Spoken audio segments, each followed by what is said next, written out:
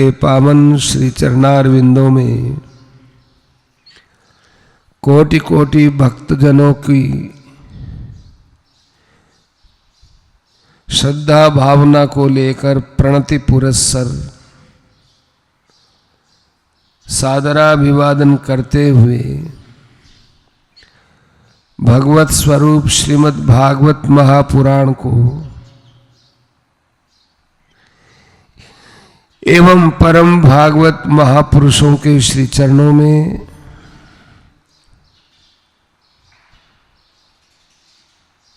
सभी श्रद्धालुओं की ओर से कोटि कोटि शह सादर प्रणाम करते हुए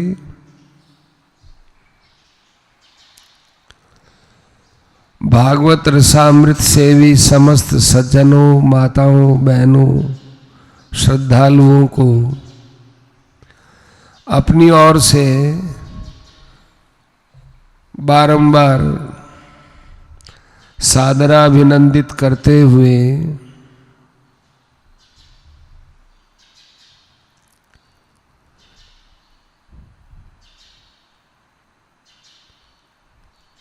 अशांत वातावरण में परम शांति की प्राप्ति के उद्देश्य से किए जाने वाले इस परम अनुष्ठान में, शांति अनुष्ठान में हम लोग श्रीमद् भागवत के प्रथम स्कंद के अधिकारी विषयक प्रसंग में नारद व्यास उपदेश के बाद के प्रसंग पर चल रहे हैं।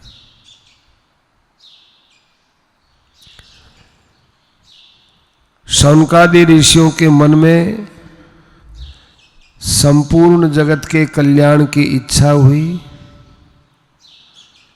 तो भगवान के यहाँ नियम है कि जो सबका कल्याण चाहता है, मुक्ति चाहता है, संसार में शांति चाहता है, लोगों को भगवान के सन्मुख करना चाहता है, पारमार्थिक सेवा करना चाहता है, उसकी भगवान हर प्रकार से मदद कर देते हैं, जो मदद लेने वाले को पता ही नहीं चलता। कितना पवित्र भाव है शौनकादि ऋषियों के मन में, तो सूत जी उस भाव को पूरा करने के लिए आ गए। ऐसे ही व्यास जी महाराज के मन में कैसा पवित्र भाव है कि सबका कल्याण कैसे हो। मैंने सब कुछ रचनाएं कर दी, पर इन रचनाओं से मुझे ही संतोष नहीं हो रहा है, मैं असंतुष्ट हूँ, मुझे ही कुछ न कुछ कमी लग रही है, तो औरों को कैसे मैं संतुष्ट कर सकूंगा, औरों को कैसे शांति मिलेगी। ये पर सुख हेतु, परानंद हेतु जो एक व्याकुलता है, उस व्याकुलता को भगवान दूर करते हैं नारद जी को भेजकर। नारद जी ने स्पष्ट साफ कह दिया। देखो नारद का अर्थ क्या होता है? नारम, नारम माने ज्ञानम, ददाति इति नारद है। नारम माने नर संबंधिनम, मनुष्यों के संबंध में जो कुछ होता है उसको नार बोलते हैं। तो कल्याण तो केवल मनुष्यों का ही होता है, इसलिए मनुष्यों के जिस परम उपदेश से कल्याण होता है वो नार, वो नार को जो देने वाला है वो है नारद। एक और अर्थ भी है, संतों ने अपने हिसाब से किए हैं। नार, नार माने रलयोर भेद है। ये बच्चा जब माँ के गर्भ में रहता है, हम सब माँ के गर्भ में थे, तो माँ के नाड़ के साथ में हमारी नाड़ जुड़ी हुई थी। हमारे क्या सभी प्राणियों के ऐसे ही होता है। तो जो उसकी माँ खाती है, खाने के बाद उस बच्चे को कैसे मिलता है कि उसके नाड़ में से जाता है वो रस, रस जाकर के बच्चे का वो पोषण करता है, नाड़। तो नारम द्यत्ति, द्यत्ति माने छिन्नत्ति, जो उस नाड़ को भी काट दे, अर्थात जो जन्म मरण का कारण काट दे, उसका नाम नारद है। नारद जी हमारा यही काम करते हैं। भगवान ने नारद जी को भेजा। देखो नारद जी भी यूं ही नहीं आए थे, नारद जी ने भी कहीं से भागवत सुनी थी। भागवत में देखो सब लोग एक एक जगह से बात सुनते हैं। हमारे नारद जी महाराज ने 2 जगह से भागवत सुनी है।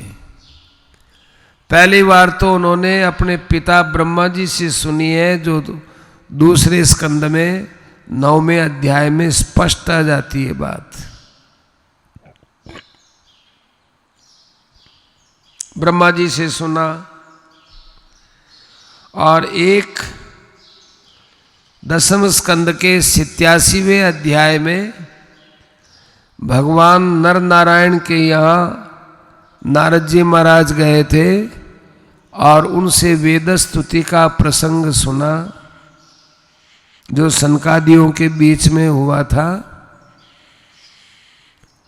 क्या बताए सज्जनों, माताओं, बहनों, वो जो प्रसंग है, वो यदि इतना प्रसंग सुन ले, वो 26 मंत्र हैं, 28 मंत्र हैं। वे 28 मंत्र यदि मनन पूर्वक हम लोग समझ लें तो हमें शास्त्र में किसी भी प्रकार की शंका नहीं रह सकती। उसमें सब दर्शन आ गए। पूर्व मीमांसा है, उत्तर मीमांसा है, वैशेषिक है, न्यायिक है, नैयायिक, सब उसमें आ गए। उसमें सब दर्शन आ गए। भक्ति की भी ज्ञान बात आ गई, ज्ञान की भी बात आ गई, शरणागति की भी बात आ गई, अंतःकरण की शुद्धि की भी बात आ गई। वो 28 श्लोकों का इतना सुंदर प्रसंग है, सब बात आ गई। उसको नारद जी ने सुना भगवान नारायण के मुख से। उसके बाद उनको इतनी मस्ती आई, उससे भी मस्त हुए थे नारद जी। नारद जी ने देखा कि अरे ये रस केवल अपने लिए नहीं होता है, ये भगवद रस ऐसा है सज्जनों, ये तो बांटने के लिए होता है। एक मामूली गरीब आदमी मंदिर में तुलसी लेकर पहुंचता है तो उस प्रसाद को भी वो बांटना चाहता है। 8 आना रुपये 8 आना की तुलसी है, वो भी मंदिर में जाकर चढ़ाता है, फिर सबको बांटना चाहता है। सब बड़े प्रेम से लेते हैं। उससे भी विलक्षण भाव होता है उन महापुरुषों का कि वो भगवद रस सबको देना चाहते हैं।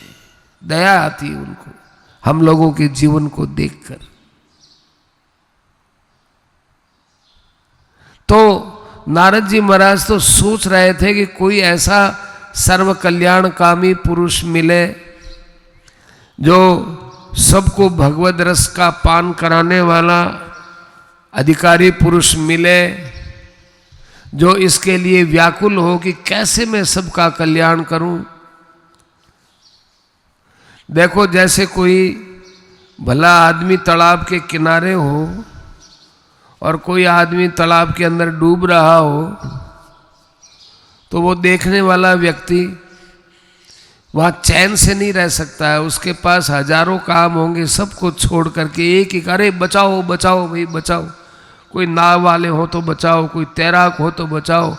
वो अपनी तरफ से हाय हले चिल्लाएगा, करेगा, कहे भाई पुलिस को सूचना दो, औरों को सूचना दो, तैराकों को बोलो, वो देखो एक आदमी डूब रहा है। वो आदमी वहाँ चैन से नहीं रह सकता, चिल्लाएगा। वो भोजन करेगा तो छोड़ देगा, रुपया गिनेगा तो छोड़ देगा, लाख काम छोड़ करके चिल्लाएगा, अरे वो आदमी को बचाओ, वो देखो आदमी को बचाओ। उसके बचाने का प्रयत्न करता है। ऐसे ही भाई दया आई व्यास जी को, दया आई नारद जी को।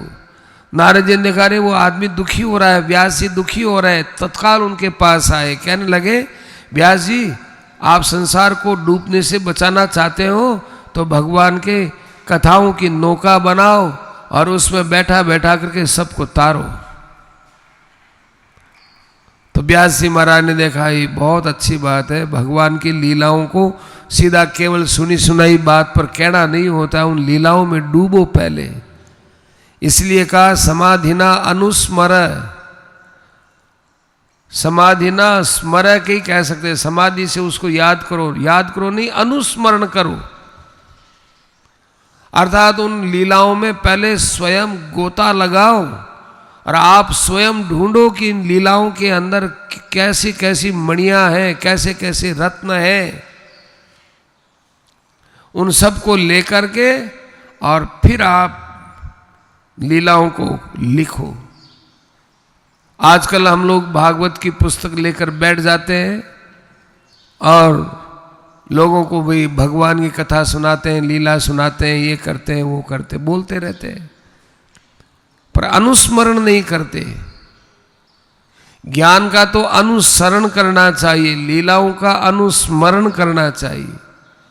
अनुसरण और अनुस्मरण, जो ज्ञान की बात हम लोगों को कहते हैं उसके अनुसार हमको पहले खुद चलना चाहिए।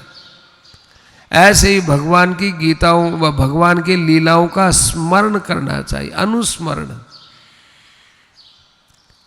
उन लीलाओं का स्वारस्य हम लोग देखें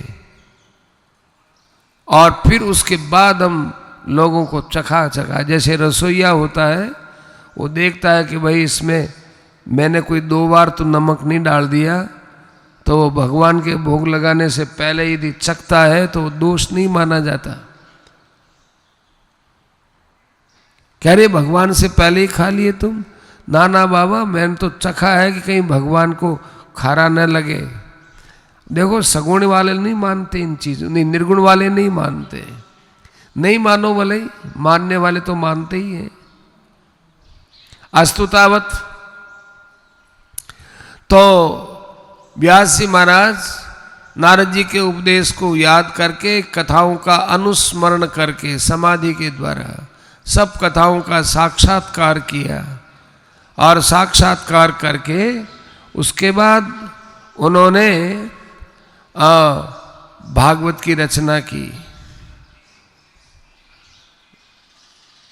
प्रणिदध्यौ मनः, उन्होंने अपने मन में सबका ध्यान किया। उनके मन में एक बात आई जो रामचरितमानस में बड़ी अच्छे ढंग से काकभूषण जी ने समझाई है।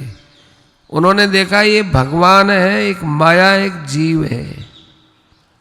तो ये जीव है, इस माया की तरफ चलता है, माया पास में है, देखो यूं 3 यूं है, तो ये बीच में तो है माया, इधर है भगवान, इधर है जीव। तो ये जीव है, इस माया से लपका रहता है ना, इस कारण से ये यूं है, यूं जीव माया भगवान यूं। तो जीव इस माया के चक्कर में रह जाता है तो भगवान को नहीं पहचान पाता। अब ये माया में फंस तो गया, अब निकालें कैसे? देखो लोग कहते हैं कि जीव कब से फंसा, इसकी पहले ओरिजिनलिटी तो कुछ रही होगी ना, ये तो मुक्ति के लिए तो बाद में प्रयत्न हुआ, पहले तो इसकी कुछ न कुछ ओरिजिनलिटी तो थी। जब ये भगवान का अंश है तब प्रारंभ में कभी भी ये एकदम शुद्ध था, तो ये अशुद्ध क्यों हो गया? और यदि अशुद्ध हो गया फिर वापस आप शुद्ध करेंगे तो फिर भी अशुद्ध हो जाएगा।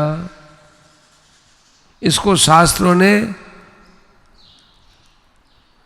ऐसे प्रश्नों को ठुकरा दिया है, ऐसे प्रश्नों का इनको अति प्रश्न में डाल दिया। अति प्रश्न, अति प्रश्न माने व्यर्थ के प्रश्न है।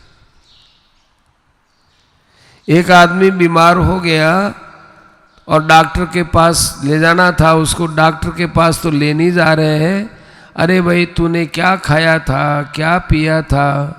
अब वो घर वाले ही लोग पूछने लग जाए, अरे ऐसे कैसे बीमार हो गया, तो कल तक तो एकदम ठीक था, आज तेरे इतना ऐसे कैसे हालत खराब। अरे इतनी बातें करते हो, पहले इसको डॉक्टर को बुलाओ। अब आपके सामने बीमार है ना, अरे बीमार तो है लेकिन ये कैसे हो गया, अरे कैसे हो गया में प्रश्न करने लगोगे, वाद विवाद में समय लग जाएगा, ये तो मर जाएगा। तो अभी बीमार हो गया, तत्काल इसका इलाज कराओ, डॉक्टर को बुलाओ और जो है अस्पताल ले जाना है तो ले जाओ, जो इसका उपचार करना। अभी तो उपचार करने का समय, अभी क्यों कैसे का प्रश्न ही नहीं है। ऐसे ही ये जीव प्रकृति के साथ क्यों फंस गया, कैसे फंस गया, क्या हो, कब से फंस गया, इसकी ओरिजिनलिटी में तो कोई खराबी थी नहीं, ये तो साक्षात विशुद्ध भगवान का अंश था, फिर इसमें खराबी क्यों आ गई, कहाँ से आ गई। अरे अभी आई हुई है ना ये, अब क्या पता ये मानव शरीर में कब तक जिएगा, इसलिए सबसे पहले आई हुई खराबी को दूर करो, उसके बाद सोचो। इसलिए हमारे व्यास जी महाराज ने देखा, यया सम्मोहितो जीव है। उन्होंने ये विचार नहीं किया कि भगवान निर्गुण सगुण साकार निराकार, निराकार है तो साकार क्यों होते हैं, साकार होकर लीला करने का मतलब क्या है, ये विचार इतना नहीं किया। जितना विचार ये किया कि अरे जीव प्रकृति में उलझ गया, इसको कैसे सुलझाया जाए, कैसे सुलझाया जाए, बेचारा उलझ गया। ये यया सम्मोहितो जीव है आत्मानम त्रिगुणात्मकम परोपि मनुते अनर्थम तत्कृतम चाभिपद्यते। बेचारा अनेक प्रकार के अनर्थों में पड़ा हुआ है, तो अब इसको प्रकृति को क्या करे कि प्रकृति स्त्री है तो स्त्री को तो स्त्री से ही छुड़ाना पड़ेगा।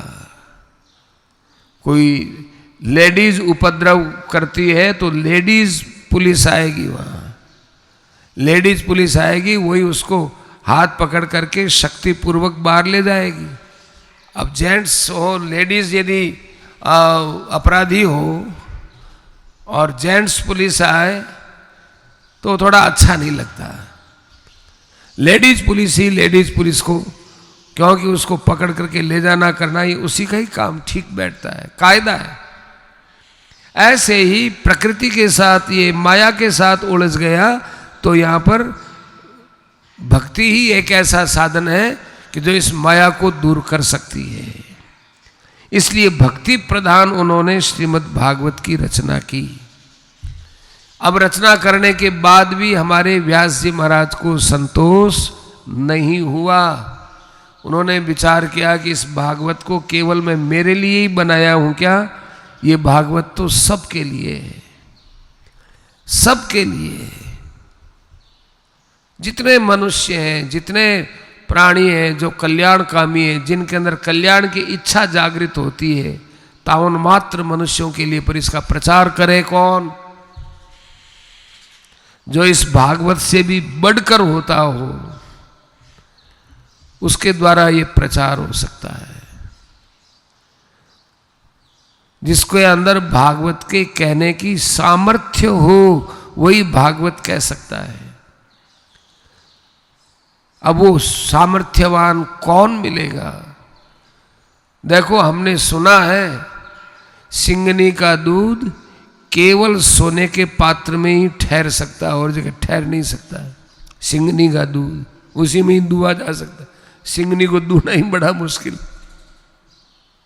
फाड़ दे वो कोई पास में जाए तो, अब उसके लिए पात्र सोने का चाहिए, तब उस दूध का आनंद है।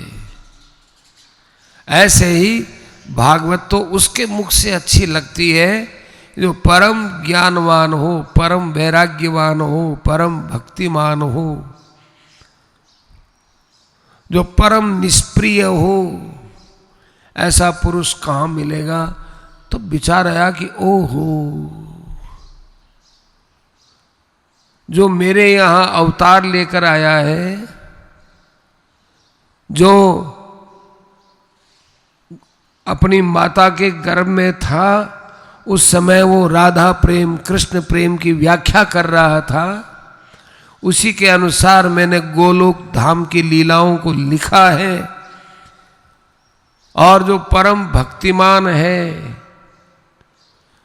जिसने शंकर भगवान से अमर विद्या में बहुत ऊंची शिक्षा प्राप्त की है, ज्ञान की ऊंची अवस्था को प्राप्त किया है, वो मेरा पुत्र सुखदेव मुझे छोड़ करके चला गया था। अब उसके लिए देखा कि अब उस पुत्र को बुलाना है, तो मैं जाऊंगा पीछे तो भागवत की क्या महिमा हुई। भागवत की महिमा तो तब है कि जब वो भागवत को सुनकर के लौट आए, हमारी तरफ आ जाए। सुखदेव जी महाराज ने अवतार लिया, जन्म लेते ही रवाना हो गए। अब व्यास जी ने ऐसी श्रीमद् भागवत की रचना की, अपने शिष्यों को पढ़ाया और कहा चारों दिशाओं में जाओ तुम लोग, भागवत के श्लोकों का तुम उच्चारण करो। श्लोकों का उच्चारण करोगे तो सुखदेव कहीं न कहीं जरूर आएगा। उसको उनको विश्वास था, सुखदेव जरूर खींचा हुआ आएगा। ऐसा ही हुआ सज्जनों, भागवत के श्लोकों से परम आकृष्ट हुए वे, जो अपने स्वरूप रूपी गुहा में एकांत विराजमान, स्वरूप भूत गुहा हो। संत महापुरुष गुफा में रहते थे। गुफा का अर्थ क्या है? जमीन के अंदर नीचे एक अकेले अद्वितीय, कोई दूसरा न रहे। ऐसे ही सब शरीर आदि का, संसार का बाध करके, माने सबका अभाव जान करके अपने स्वरूप के अंदर आकर के बैठ जाए। देखो आप नोट कर लेना कि जमीन के अंदर जो तहखाना हो, गुफा हो, जो भी हो, कितनी सर्दी पड़े, आप उसके अंदर रह जाओ, आपको सर्दी नहीं लगेगी। अब पुराने जमाने में संत महापुरुष बड़े त्याग में रहते थे, कपड़ा भी नहीं रखते थे, रखते तो एक लोक लज्जा के लिए थोड़ा सा कपड़ा रखते थे। और वो भयंकर सर्दी में कहाँ से गदरा लाए, पत्थरना लाए, क्या करें। वो गुफा में रहते थे, सर्दी नहीं लगती। भयंकर गर्मी पड़ रही है, लाए पड़ रही है, एकदम गुफा में रहते थे, ठंडा रहता है।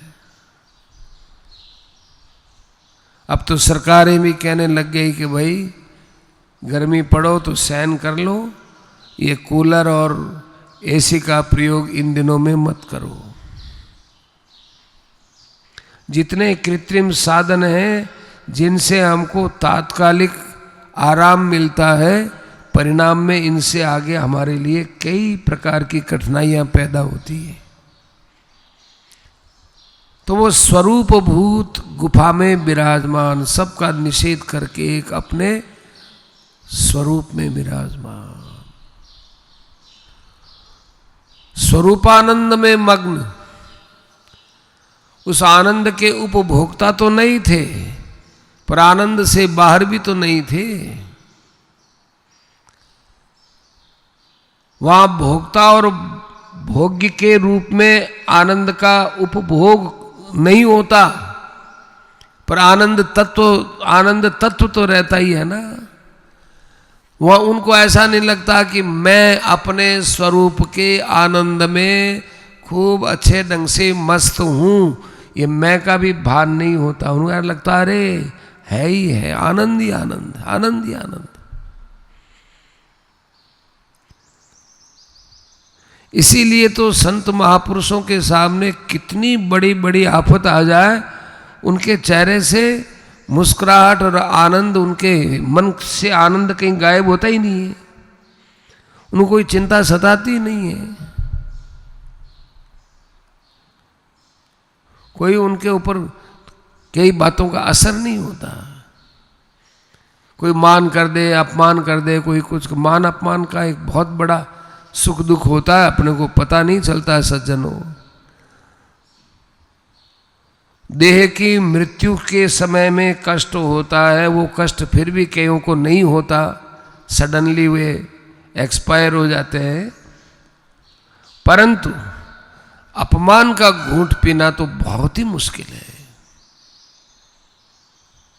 वो संत महात्माओं को अपमान को कुछ समझते ही नहीं। तो आनंद तत्व तो है, पर आनंद के भोगता नहीं है कि मैं बड़े आनंद में हूं, ऐसा वो नहीं समझते। अब उनकी क्या स्थिति भाई सच्ची, अपने जबान से क्या कह सकते हैं, जहां बोलेंगे वहां लड़खड़ा जाएंगे। ऐसे वे स्थिति में थे वे।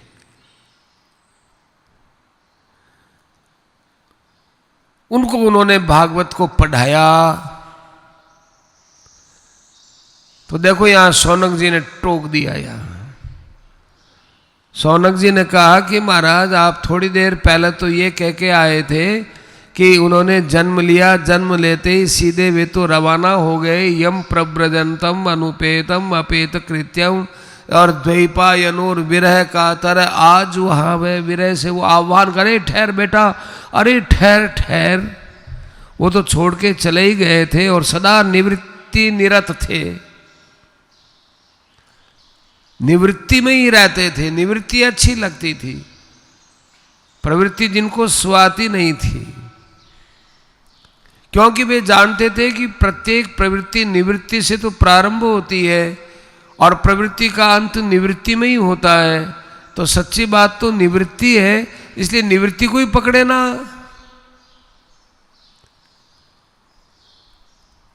उस निवृत्ति में ही बड़े आनंद, बड़े निरत थे, उसमें उसी में ही संलग्न थे और सबकी उपेक्षा किए हुए, कोई कुछ नहीं। कोई बोलता है, सुनता है, सुनाता है, करता है, कराता है, माने करोति और कारयति दोनों से ही पिंड छूट गया। खुद तो करे तो वो है नहीं, दूसरे की प्रेरणा से कोई करे तो उसकी भी परवाह नहीं। करोति कारयति पठति पाठयति, दोनों से ही मतलब नहीं जिनको। न तो खुद के अंदर करने की इच्छा है और न दूसरे की प्रेरणा से कोई काम करते हैं, कुछ नहीं। वो तो सर्वत्रोपेक्षक मुनि थे। और आत्मा राम है, बताया ना अभी, आत्मा में रमण करने वाले थे। उन्होंने भागवत को सुनने के लिए अपने पिता के पास में आना कैसे उचित समझा, आने का संकल्प ही कैसे हुआ उनके मन में, भागवत सुनने का संकल्प ही कैसे हुआ, क्योंकि वे तो निसंकल्प थे। उनके अंदर कभी संकल्प पैदा ही नहीं, कोई संकल्प पैदा नहीं होता है उनके मन में। निसंकल्प थे, निर्विकल्प थे, निर्बीज विचार होते थे उनके। कहां तक निषेध करें संसार का, वहां तक वे पहुंचे वे महापुरुष। वे इतनी बड़ी 18,000 श्लोकों की संगीता, पुराण संगीता का कैसे अध्ययन किया। सूत जी महाराज ने उत्तर दिया कि देखो ऐसे महापुरुष है ना, वे अपने संकल्प से कभी भी कुछ नहीं करते। देखो सज्जनों, महापुरुषों के द्वारा जो क्रिया होती है उसमें कारण क्या होता है?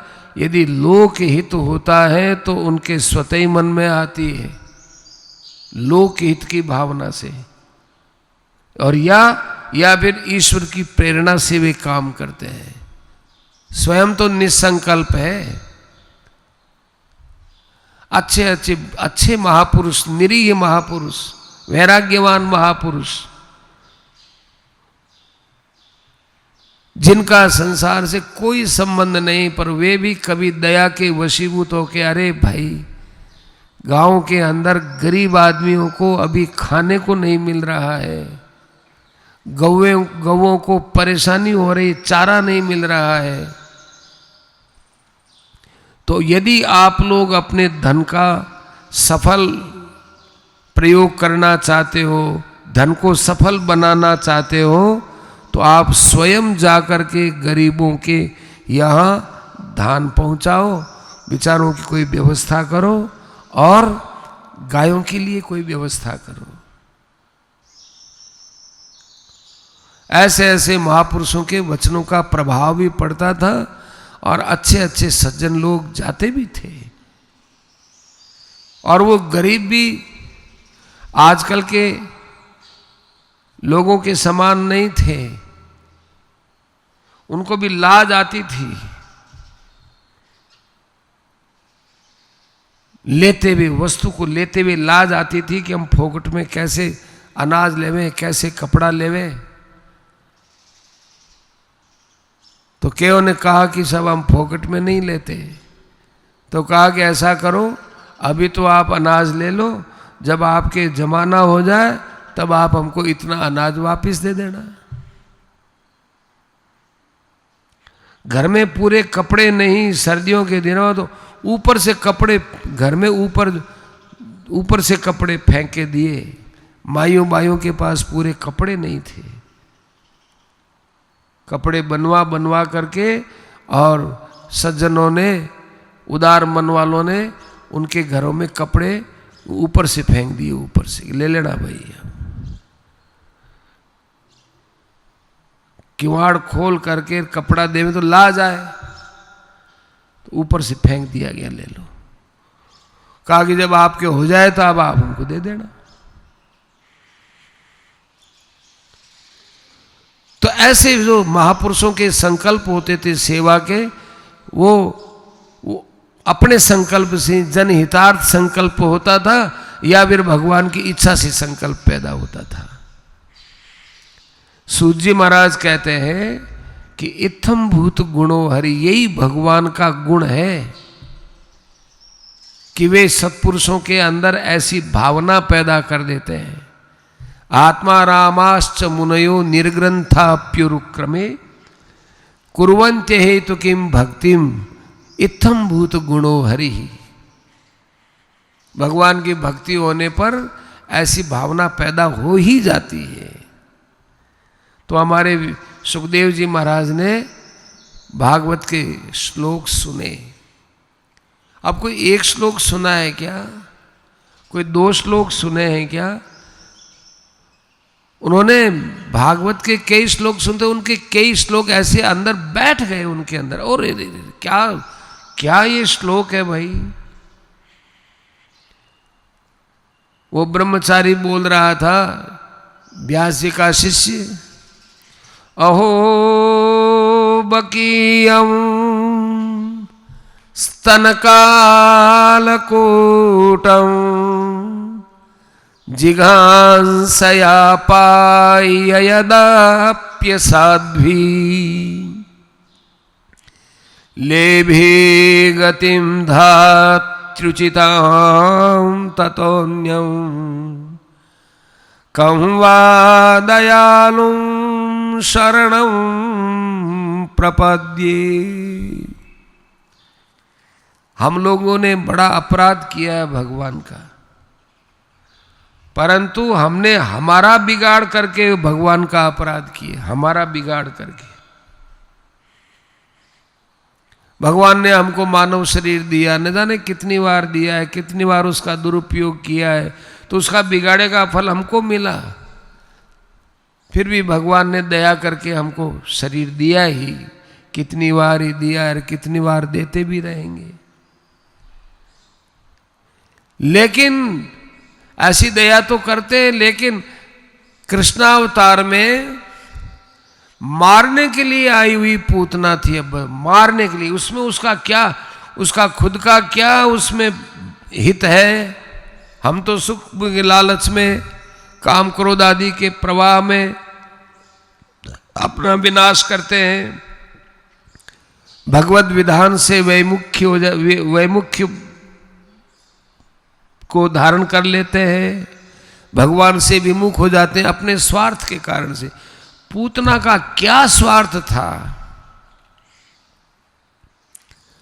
बिना किसी, और पूतना से बैर भी क्या था भगवान का?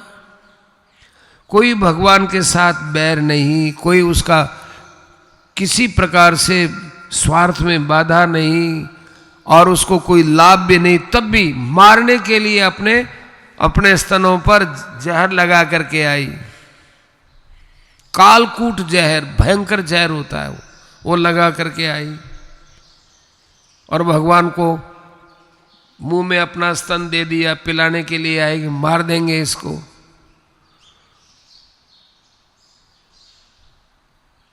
लेकिन उसको भगवान ने यशोदा जी के साथ में उसको भी वहीं बैठाया, तू भी चल ऊंचे लोक में जा। पूतना की अधोगति हुई ऐसा किसी शास्त्र में नहीं आता। लेभे गतिम धात्रुचिताम ततोन्यम कम वा दयालुम शरणम ब्रजे में। तो इसमें यही बात है कि इतना अपकार करने वाले को भी भगवान ने इतना ऊंचा स्थान दिया।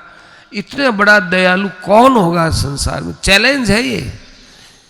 इसलिए ये श्लोक सुखदेव जी को बहुत प्यारा लगा, चैलेंज पूर्वक। कम वा दयालुम शरणम ब्रजे में चैलेंज है हमारा, लाओ कोई ऐसा कोई दयालु पुरुष हो तो लाओ, हम उसका इलाज करें, हम उसके पास चले जाएं, भगवान के नहीं। एक संत से पूछा किसी ने कि महाराज भगवान के यहाँ क्यों जाए? उनका कि भगवान जैसा कोई दूसरा लिया हो, हम तो उनको पकड़ लेंगे।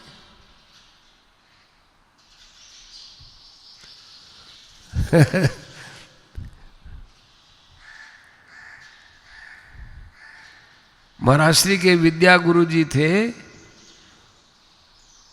तो उनको स्वप्न में भगवान विष्णु ने दर्शन दिए। महाराष्ट्री के विद्या गुरु जी थे श्री दिगंबरानंद जी महाराज। उनको भगवान ने स्वप्न में दर्शन दिए विष्णु भगवान के। वो विष्णु भगवान के बड़े आराधक थे। तो विष्णु भगवान के दर्शन हुए तो दिगंबरानंद जी महाराज ने कहा कि मैंने भगवान से कहा कि भगवान आप कठोर बहुत हैं। तो उन्होंने उत्तर दिया भगवान ने कि जा, मेरे से कोई ज़्यादा दयालु हो, मेरे से ज़्यादा कोई सरल हो तो ढूंढ ले, जा उसके पास चला जा। तो मेरी तो हेकड़ी बंद हो गई, मेरी तो बोली बंद हो गई। ऐसा दिगंबरानंद जी महाराज ने स्वामी जी महाराज से कहा कि मेरी तो बोली बंद हो गई, अब मैं दूसरा कहां से ढूंढ के लाऊं? आज हम लोग भगवान पर तो इतना कोसते हैं, भगवान ने महामारी फैला दी, भगवान दयालु है तो ऐसा क्यों किए, दया नहीं आती क्या? कह रहे हमारे कर्म अच्छे नहीं थे।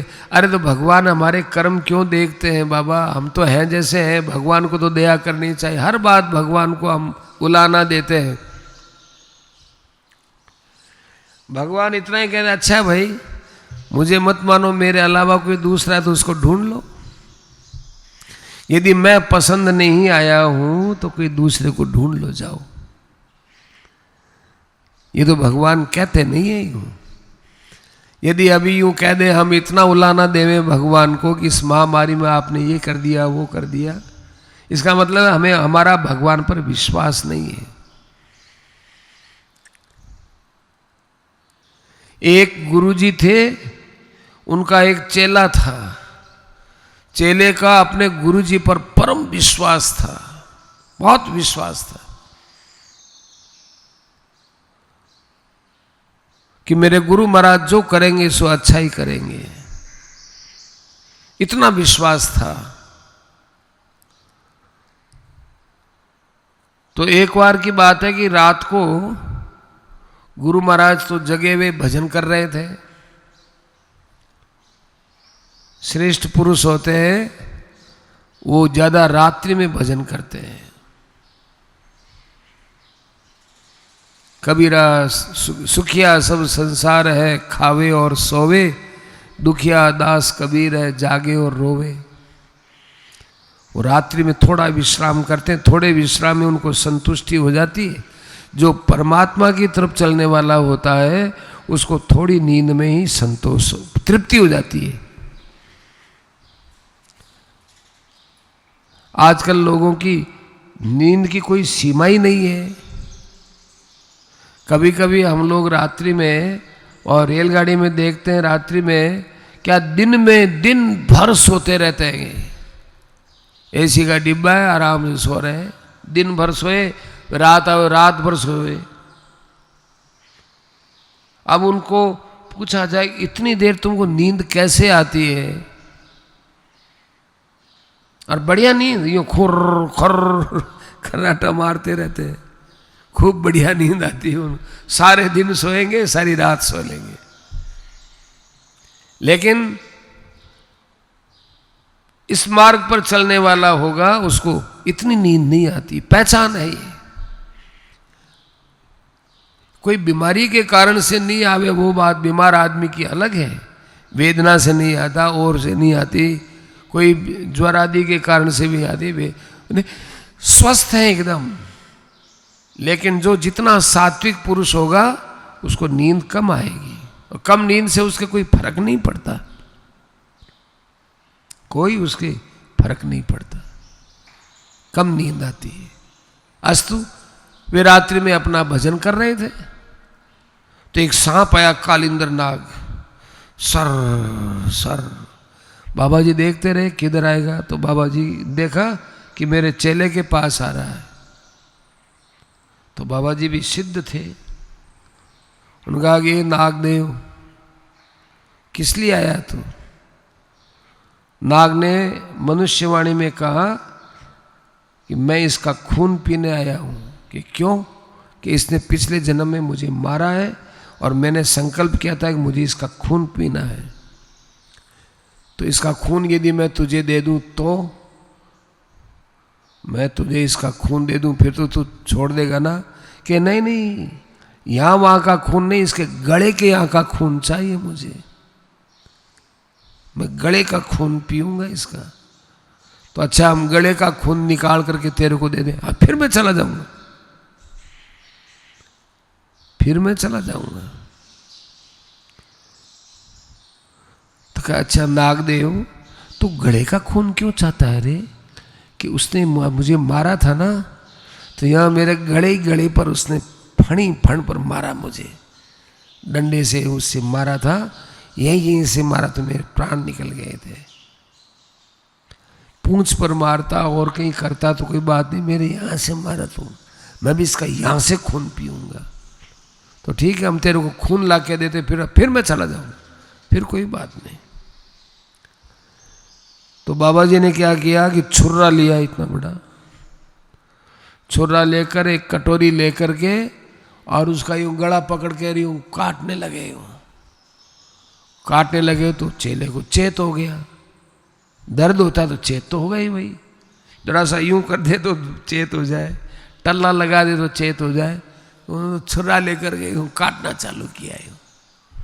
तो चेले ने यूं देखा गुरु महाराज है, फिर वापिस आंख बंद कर ली, आंख बंद कर ली, और उन्होंने यहां से उसके लगा करके खून वाले थोड़ा सा खून ले लिया, कटोरी में लेकर के सर्प के सामने रख दिया। सर्प उस खून को लपर लपर लपर लपर चाट के चला गया।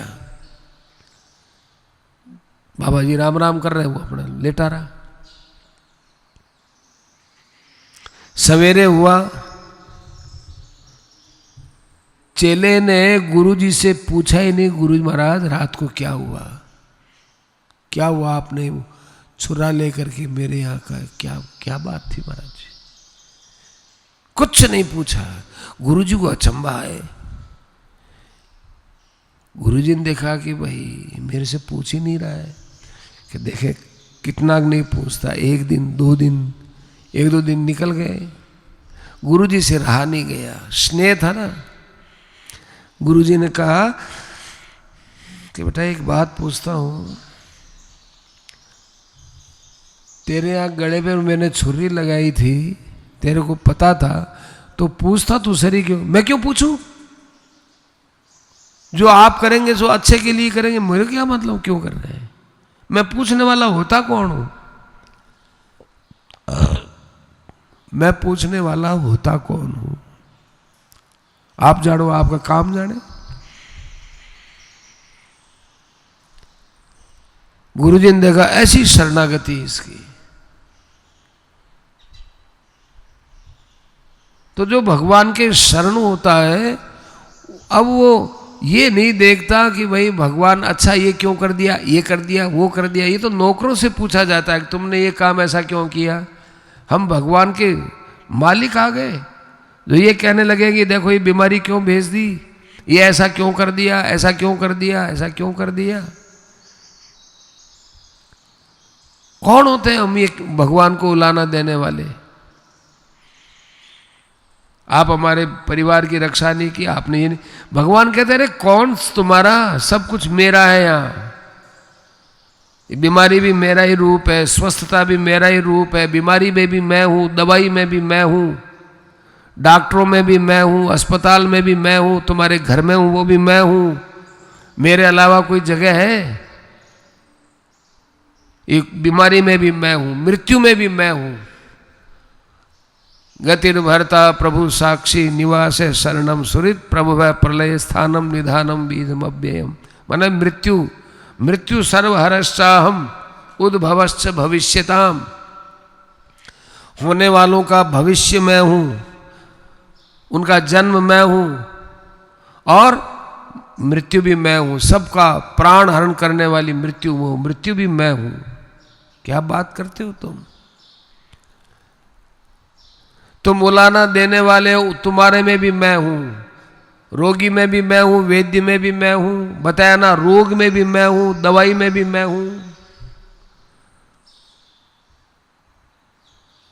त्राति त्रायते हरति हरते, माने जिसका हरण किया जाता है वो भी भगवान, और हरण करने वाला भी भगवान। कुछ एक बात तो बताओ जो भगवान से भिन्न हो। तुम रोग को और दवा को अलग अलग मानते हो, हम तो अलग अलग नहीं मानते। दवा में भी मैं हूं तो रोग में भी मैं हूं। बस एक बात है, तुम्हारे विश्वास में मैं नहीं रहा हूं तो सही, लेकिन तुमने नहीं माना। मैं तुम्हारे अंदर हूं लेकिन तुमने नहीं माना। कम्वा दयालुम शरणम ब्रजे में, किस ऐसा कौन दयालु पुरुष है। सुखदेव जी का माथा ठनका। अरे सगुण साकार की लीला में तो बड़ा रस है।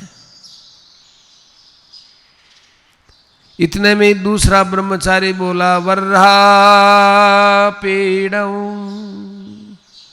नटवर वपुः कर्णयो कर्णिकारं बिभ्रद्वासः कनककपिशं वैजयन्तीं च मालां रन्ध्रान् वेणोरधरसुधया पूरयन् गोपवृन्दैर्वृन्दारण्यं स्वपदरमणं प्राविशत् गीतकीर्तिः। अरे अनंत अनंत कोटि ब्रह्मांड नायक परात्पर परब्रह्म परमेश्वर सर्वेश्वर सर्वाधार सर्वांतर्यामी सर्वानुस्यूत सर्वाधार, क्या हो रहा है ये? मोर का मुकुट अपने ऊपर लगाया हुआ, मोर मुकुट, मोर का मुकुट लगाया हुआ। वर्हा पीड़म, भगवान मोर का मुकुट क्यों लगाते हैं? भगवान राम ने भी मोर का मुकुट पहना है वो पुष्पवाटिका प्रसंग में, क्योंकि मोर जैसा ब्रह्मचारी कोई दूसरा प्राणी नहीं होता। मोर केवल संतति के लिए एक बार मोरनी का सेवन करता है, बाकी मोर जैसा कोई ब्रह्मचारी नहीं होता। वो भी भोगेच्छा पूर्वक मयूरी का सेवन नहीं करता है। इसीलिए मोर की प्रत्येक चीज बड़ी सुंदर होती है। चाहे आप मोर का तिलक देख लो, चाहे कंठ देख लो। कंठ तो इतने सुंदर हैं कि तुलसीदास जी महाराज को राम जी के कंठ की उपमा, राम जी के शरीर की उपमा मोर के कंठ से देनी पड़ी। केकी कंठाभ नीलम सुरवर विलसद विप्रपादाब्ज पूजे। केकी कंठाभ नीलम, पूंछ बड़ी सुंदर, पांख बड़े सुंदर, गला बड़ा सुंदर, सर्वांग सुंदर है, सर्वांग सुंदर मोर। परंतु मोर के पंजे होते हैं वो इतने सुंदर नहीं, कड़क होते हैं थोड़े, तभी तो वो टहनियों को पकड़ लेते हैं। तो भगवान ने मोर का मुकुट लगाया है कि देखो, और मोर का मुकुट प्राय करके भगवान ने विशेष करके यहाँ ब्रज में लगाया है, क्योंकि भगवान की लीलाओं में, विशेष रूप से ब्रज की लीलाओं में लोगों को भ्रम होता है, लेकिन मोर का पंख नहीं देखते तुम। भगवान कहते हैं कि देखो ब्रह्मचर्य तो मेरे सिर के ऊपर है, इतना मैं ब्रह्मचर्य का आदर करता हूं। मोर को अभी पंख लगा करके मैं लीला करता हूं, तो मेरी लीलाओं में कभी तुम किसी प्रकार का कोई दोष मत देख लेना।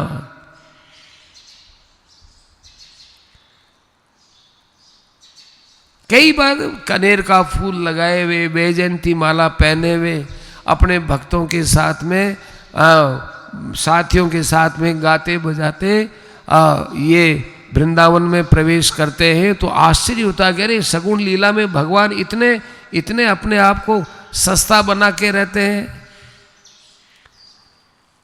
काव्य में एक साधारणीकरण होता है, साधारणीकरण। साधारणीकरण क्या होता है कि काव्य को पढ़ते पढ़ते पढ़ते पढ़ते वो पाठक इतना लीन हो जाता है कि जो पढ़ रहा है वो उसी के अनुसार अपने को ढाल लेता है यूं। इसीलिए देखो कभी पढ़ते पढ़ते आंसू आ जाते हैं, कभी हंसी आ जाती है, कभी पढ़ते पढ़ते रोमांचित हो जाता है।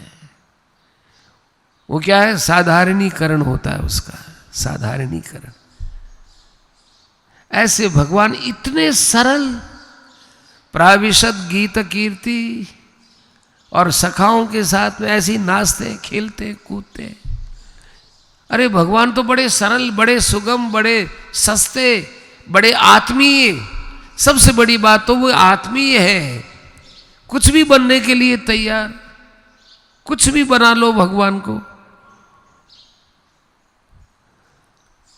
ऐसे ऐसे एक नहीं, दो नहीं, चार नहीं, पांच नहीं, भगवान की रूप माधुरी, भगवान की भाव माधुरी, और भी भगवान की लीला माधुरी से इतने आकृष्ट हुए हमारे सुखदेव जी महाराज कि वे अपने आत्म गुफा से बाहर आए।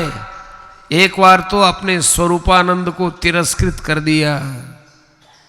कहते हैं आप यू ही इतनी देर से गप लगाते हो, ये भागवत में लिखा है क्या? लिखा है। कहाँ लिखा है? दूसरे स्कंद के पहले अध्याय में स्वयं सुखदेव जी महाराज बोल देंगे कि भैया क्या बताऊं परीक्षित, मैं तो स्वयं निर्गुण निराकार सच्चिदानंद घन ब्रह्म परमात्मा में एकदम निमग्न था, परंतु भागवत सुनने के बाद मैं फिर इधर लीला में प्रवेश किया हूं यहां। और वहां एक शब्द दिया है, महापौरुषिको भवान। महापौरुषिको भवान। किसने? सुखदेव जी महाराज ने कहा महापौरुषिक आप महापौरुषिक हैं, अर्थात आप पर महापुरुष परब्रह्म परमात्मा भगवान श्री कृष्ण की अपार कृपा है, इसलिए आप महापौरुषिक हैं।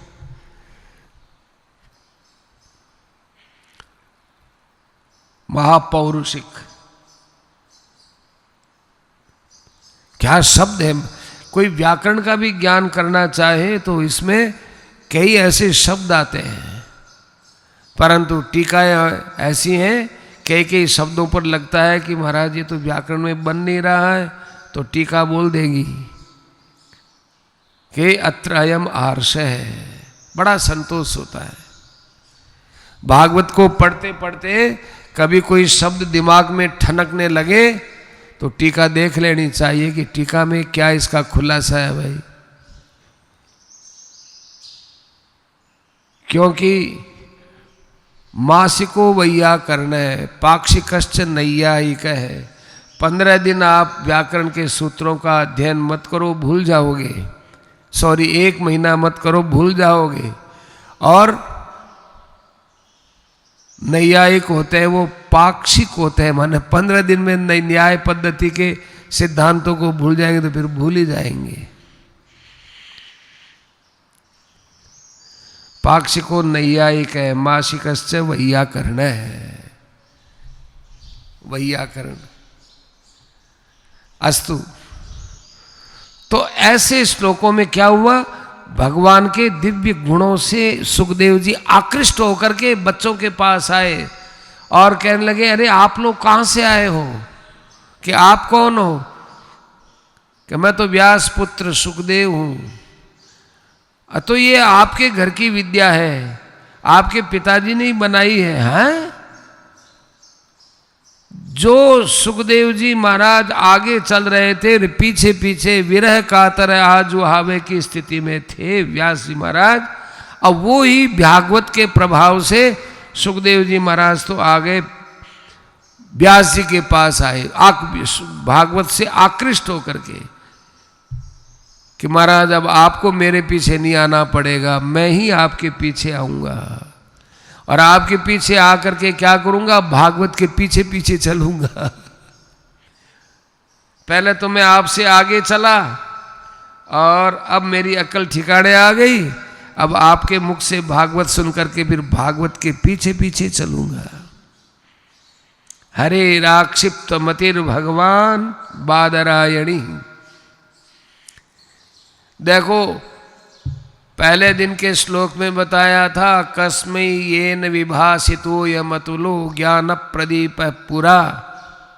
भगवान ने ब्रह्मा जी को भागवत सुनाई और वे ही भगवान ब्रह्मा जी के रूप में नारद जी को सुनाई।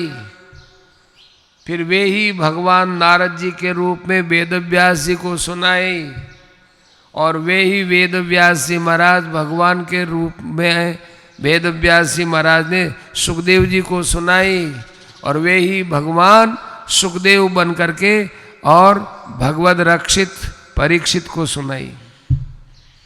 अर्थात भागवत को कहने वाले में भगवान ही समाविष्ट होकर बोलते हैं। इसका प्रमाण यही आ गया, हरे राक्षिप्त मतिर भगवान बादरायणी। पहले तो बात है सूत जी महाराज के गुरु है और शिष्य के लिए गुरु भगवत तुल्य होता है, पर कब होता है हो? जब उसको भगवत प्राप्ति हो जाती है तब होता है।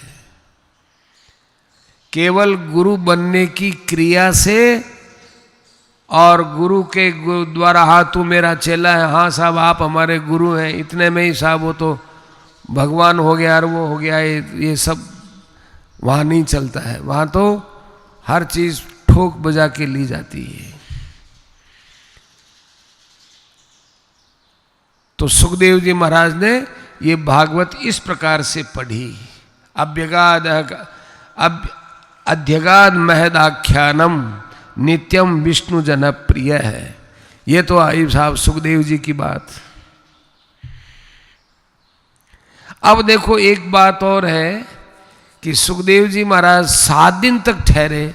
अब इसको क्या लेंगे कि देखो जब सुखदेव जी महाराज भागवत के अंदर पूर्ण रूप से लीन हो गए ना, तब भगवान प्रकट हुए सुखदेव जी के सामने। प्रकट होकर के कहने लगे, सुखदेव जी, हाँ महाराज, तो आज मैं आपसे कुछ मांगने के लिए आया हूं। कि महाराज आप मांगते हो? आप मांगते हो कि क्यों? महाराज मांगने का काम तो हम लोगों का है, मांगता वो है जो अभावग्रस्त है। आपके तो कोई अभाव है ही नहीं, आप तो सब प्रकार के ऐश्वर्य से संपन्न है, षडैश्वर्य आपके पास है महाराज। भगवान ने कहा फिर भी एक चीज की कमी है मेरे पास। क्या? कि ये जीव मेरे से प्रेम नहीं करता है ना, तो मेरा मन खिन्न होता है। कि आपको क्या जरूरत है जीव के प्रेम की? अरे तुम्हें पता नहीं है, माँ होती है उसको बच्चे के प्रेम की बड़ी जरूरत है, बच्चे के पैसे की जरूरत नहीं है। कोई बच्चा खूब करोड़पति लखपति है, देश का प्रधानमंत्री है, परंतु सच्ची माँ होती है वो कभी भी अपने बेटे के सामने हाथ नहीं पसारती। बेटा आता है, कभी मिलता है तो अपने हाथ से उसको भोजन कराती है, देती है, और जितनी भी उस बिचारी माँ की सामर्थ्य है वो 150 रुपया, 1500 रुपया देती है उसको। माँ है वो मांगने के लिए नहीं होती, रुपया दे तू मुझे ये दे, तो माँ तो केवल देने के लिए होती है। माँ तो केवल एक बात चाहती है, एक बात, क्या? कि बेटा बस तू मुझे माँ बोल दे, तू मेरे से प्रेम कर बस।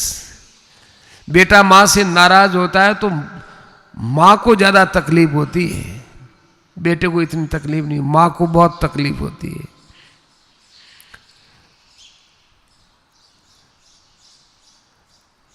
अबोध अवस्था की बात तो अलग है भाई, अबोध होते हैं तब तो बेटा जानता नहीं, लेकिन सुबुद्ध होने के बाद भी जो माँ के कष्ट को नहीं समझता है वो बेटा बेटे के योग्य नहीं है।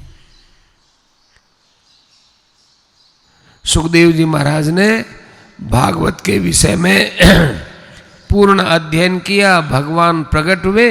भगवान ने कहा कि देखो एक ऐसा मौका आएगा कि तुम्हारी तो आदत है गाय दुहे उतनी देर ठहरने की, एक कोई ऐसा पात्र आएगा, उस पात्र के लिए तुझे 7 दिन देने पड़ेंगे, और अपना ये गाय दूने का जो ये तुम्हारा जीवन है, इस जीवन में केवल मेरे लिए एक बार बदलाव करना पड़ेगा, ऐसा वरदान मुझे दे।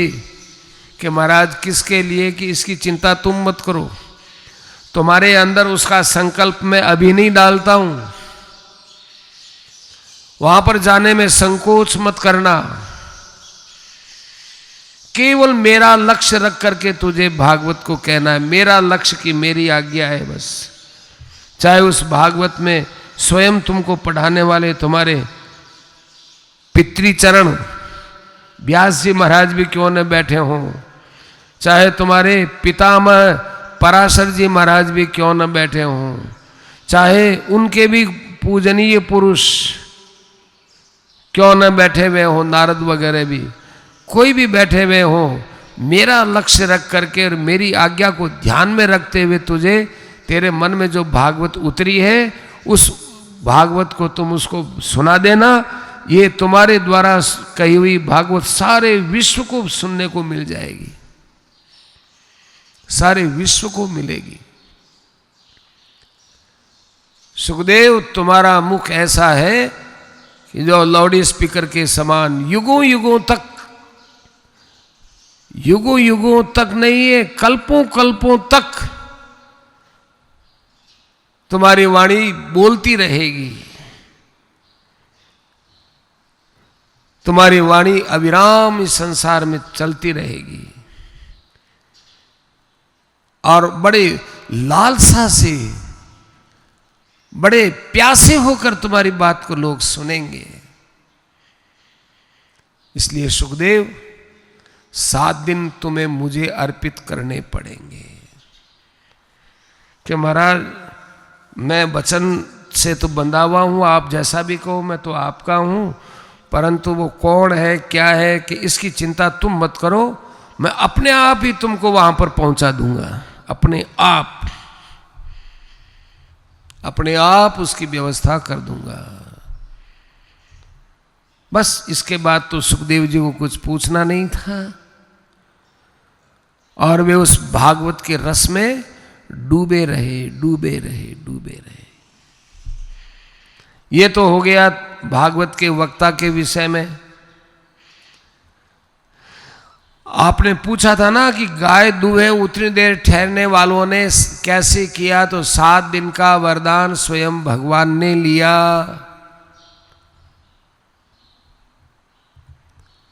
कहते हैं ये तो साहब भागवत में तो ऐसा लिखा हुआ तो नहीं है, ये आपने किसी और पुराण से कहा है, और पुराण से कहा है तो भी भाई कहीं ऐसे उस पुराण का नाम बताओ। अरे बहुत सी बातें ऐसी हैं जो लिखी हुई है समझ में नहीं आती आपको, तो ये तो मालूम ही है ना कि भाई भागवत सुनने पर भगवान प्रसन्न होते हैं।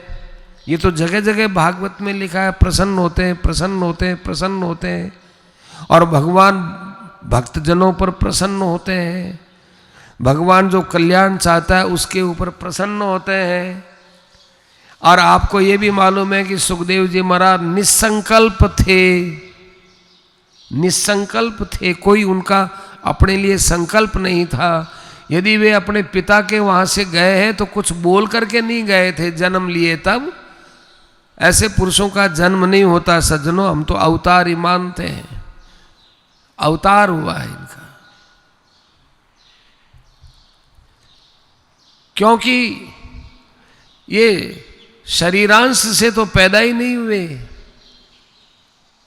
न तो उनके माता के शरीर का अंश था न पिता के शरीर का अंश था।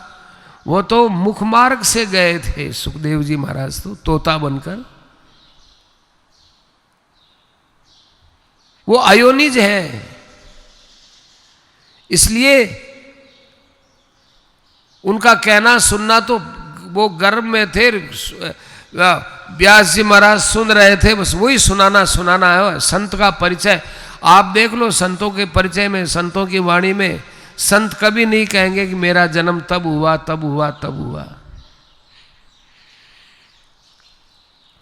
प्राय संतों की वाणी में स्वयं संतों ने नहीं, वाणी जी तो बहुत अच्छी लिखी है, महापुरुषों की वाणी है।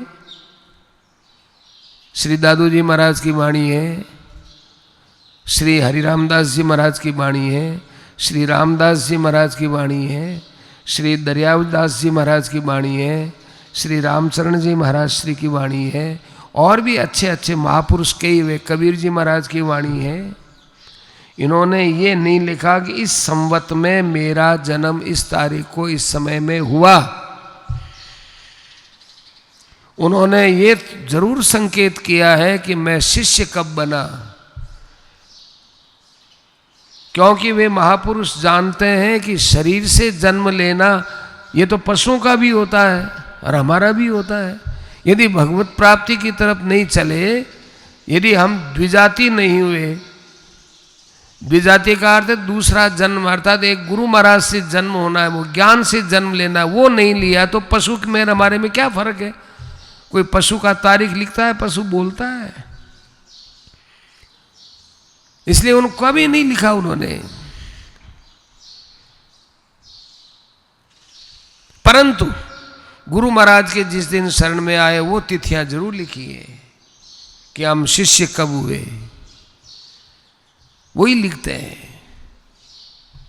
बाकी नहीं लिखते। तो सुखदेव जी महाराज को जो कहना था वो कह दिया।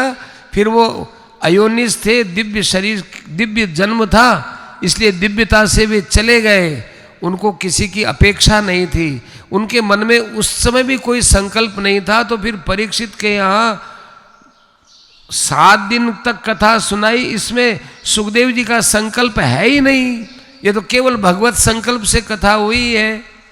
इसलिए ये बात तो हमको अपने आप अपने अर्थ से ही लगा लेनी चाहिए। ये भी कोई बात भागवत थोड़ी लिखेगा। इतनी तो श्रद्धा हमारी भी भगवान में होनी चाहिए कि संत महापुरुष के हृदय में जो बात पैदा होती है, जो वो करते हैं, वो भगवान के संकल्प से करते हैं, भगवान के संकल्प से करते हैं संत महापुरुष। अस्तु तावत, ये तो हो गया सुखदेव जी महाराज का। अब कहते हैं परीक्षितोऽथ राजर्षिर् जन्म कर्म विलापनम संस्थान च पांडुपुत्राणाम वक्षे कृष्ण कथोदयम। बहुत महत्वपूर्ण श्लोक है ये। परीक्षितोऽथ राजर्षिर् जन्म कर्म विलापनम। अब मैं आपको परीक्षित के जन्म और कर्म और उसके मृत्यु के विषय में सुनाता हूं। जन्म कर्म विलापनम और संस्थान च पांडुपुत्राणाम, और पांडवों की मृत्यु के विषय में तुमको सुनाता हूं। तो महाराज पांडवों के विषय में मैंने पूछा नहीं है। शौनकादि ऋषि कह सकते हैं कि हमने कोई पांडवों के विषय में प्रश्न ही नहीं किया, हमने तो सुखदेव और परीक्षित के लिए कहा था। परीक्षित के जन्म के विषय में सुनो। बीच में संस्थान से पांडुपुत्राणाम है, क्यों कहते हो कि इनको कहे बिना परीक्षित का जन्म कर्म और विलापन तुम्हारी समझ में आएगा ही नहीं।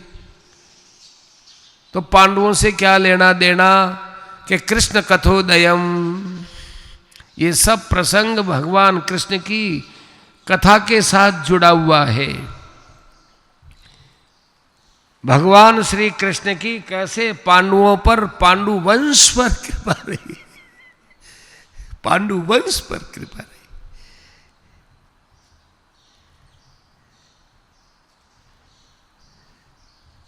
परीक्षित या छोटा सा अबोध बालक था वो। इसमें भगवान श्री कृष्ण की अपार कृपा है, क्योंकि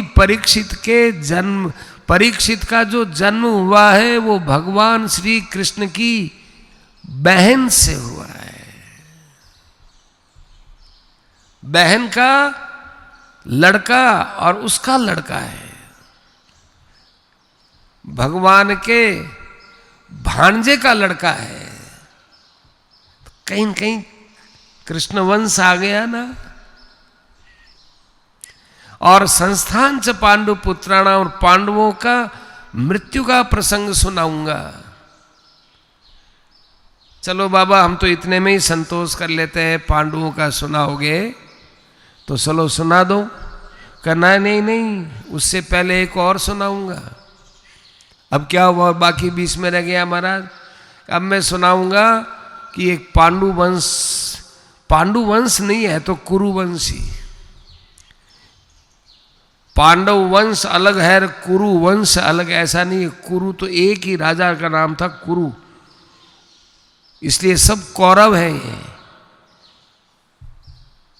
कुरु के गोत्रापत्य, अपत्य में तो कौरव और गोत्रापत्य में वापिस कुरु। व्याकरण के सूत्र हैं साहब, इसमें कौन क्या करे।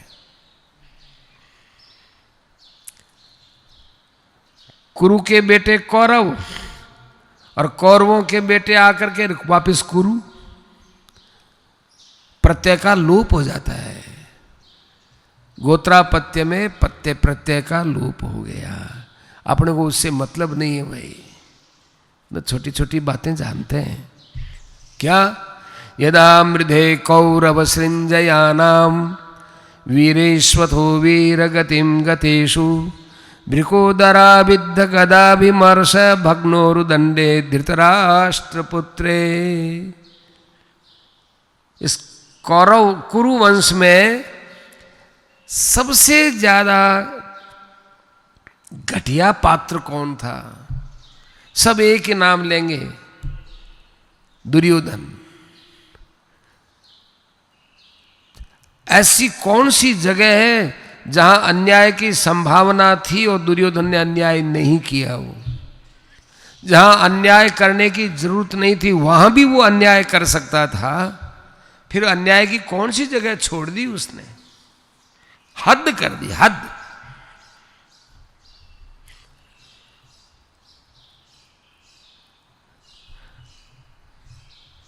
आज भी उतना अन्याय आज के जमाने में भी नहीं होता जितना अन्याय दुर्योधन ने भरी सभा में किया था। दुर्योधन की कहीं पर भी महाभारत में रत्ती मात्र प्रशंसा नहीं है। लेकिन यदा मृधे, तो भागवत के अंदर पहले स्कंद में हमारा दुर्योधन जब आता है तो महाभारत का पतित दुर्योधन नहीं आया। दुर्योधन के लिए खूब आ जाएंगी बातें। पहला स्कंद है हमारा, ये तो जितने पात्र हैं सबको शुद्ध करके लाता है। इसलिए पहले स्कंद में हमारा ज्यादा ठहराव हो रहा है कथा में, बड़ा शुद्ध करने वाला। कौरवों का और पांडवों का खूब बढ़िया युद्ध हुआ और उस युद्ध के अंदर बहुत से वीर वीरगति को प्राप्त हो गए और भीमसेन की चोट से घायल हुआ दुर्योधन रणांगण में पड़ा हुआ कर्रा रहा था, एकदम जोर जोर से चिल्ला रहा था। ये जो महाभारत बनाया है अच्छे दिए, उसमें कई कई जगह भूल भी है। इस महाभारत में कई जगह भूल भी है, पर ये समय भूल देखने का नहीं है। जहां भारतीय संस्कृति के उच्च गौरव का प्रश्न आता है वहां पर किसी के टांग खींचने का, किसी की कमी बताने का समय नहीं रहता है। ये भारतवर्ष की संस्कृति का उच्च गौरव बताने वाले हैं। रामायण और महाभारत विदेशों में गए तो लोगों ने आश्चर्य किया कि ऐसा भी होता है क्या। हमारे देश के मुसलमानों ने भी रामायण को बहुत चाव से देखा है, ईसाइयों ने भी बड़े चाव से देखा है, और वे सब आश्चर्य करने लगे कि इतनी उच्च संस्कृति है भारतवर्ष की। अस्तुतावत। तो हमारे यहाँ क्या हुआ कि जब वो कर्रा रहा था दुर्योधन रणांगण में, अब उस समय में उसके पास में द्रोणपुत्र अश्वत्थामा आए। उन्होंने विचार किया कि आज तक हमने दुर्योधन का अन्न खाया है और अब दुर्योधन सदा के लिए जा रहा है, इसको हमने आज तक कोई प्रसन्न नहीं किया। मरते मरते तो कम से कम इसको हम प्रसन्न कर दें। इसलिए वो गया और कहने लगा, प्रिय दुर्योधन, अपने सांस को थोड़ा रोके रखना। मैं तुम्हें पांडवों के सिर ला करके दूंगा। उसके लिए चाहे मुझे पाप भी करना पड़े, कुछ भी करना पड़े, मैं सिर उतार करके लाऊंगा पांडवों के। सोतेवों को क्या पता चलेगा, और मैं सर का सिर काट दूंगा और उनको जैसे कोई नारियल में आपस में बांध देते हैं, यूं कच्चे नारियल के लेकर जोटी को यूं बांधते, ऐसे इन सब की चोटियां बांध बांध करके ले आऊंगा।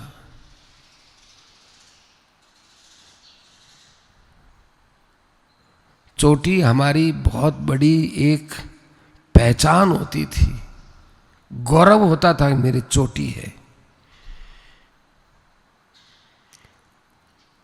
चोटी से, मूंछ से आजकल तो भाई फैशन हो गई हमारी, जाने क्या हो गया, चोटी तो रखते ही नहीं हिंदू लोग। आप देखो दूसरे लोग वाले अपने धर्म का पूरा परिधान रखते हैं, वेशभूषा में कोई फर्क नहीं, अपनी विचित्र दाढ़ी रखने में कोई फर्क नहीं, अपनी जो कुछ उनकी पहचान है जिससे लोग पहचान सकें कि ये अमुक धर्म वाला है, वो पहचान बना करके रहते हैं। लेकिन हमारे हिंदुओं ने तो अपनी पहचान गायब कर दी। न हमारे पास धोती रही, न हमारे पास चोटी रही। कोई चेहरे से देखकर क्या कहेगा। आजकल के हमारे युवक लोग तो ऐसी यहाँ से ऐसी कटिंग कराते हैं, अब उनसे पूछें कि आप हिंदू हैं कि मुसलमान तो पूछने में शर्म आए। उनको कह दें कि यार आप ये यहाँ से ये क्यों कटाते हो, ये यहाँ से भी बाल कटाते हैं। अरे यदि यहाँ के बाल अनुपयुक्त तो होते तो भगवान रखते ही नहीं। प्रकृति है वो हमारे शरीर के सुरक्षा के लिए रखती है जो कुछ बनाया है। और फिर यहाँ से यहाँ यूँ इतना काट के पता ही नहीं चलता कि हिंदू है कि मुसलमान है।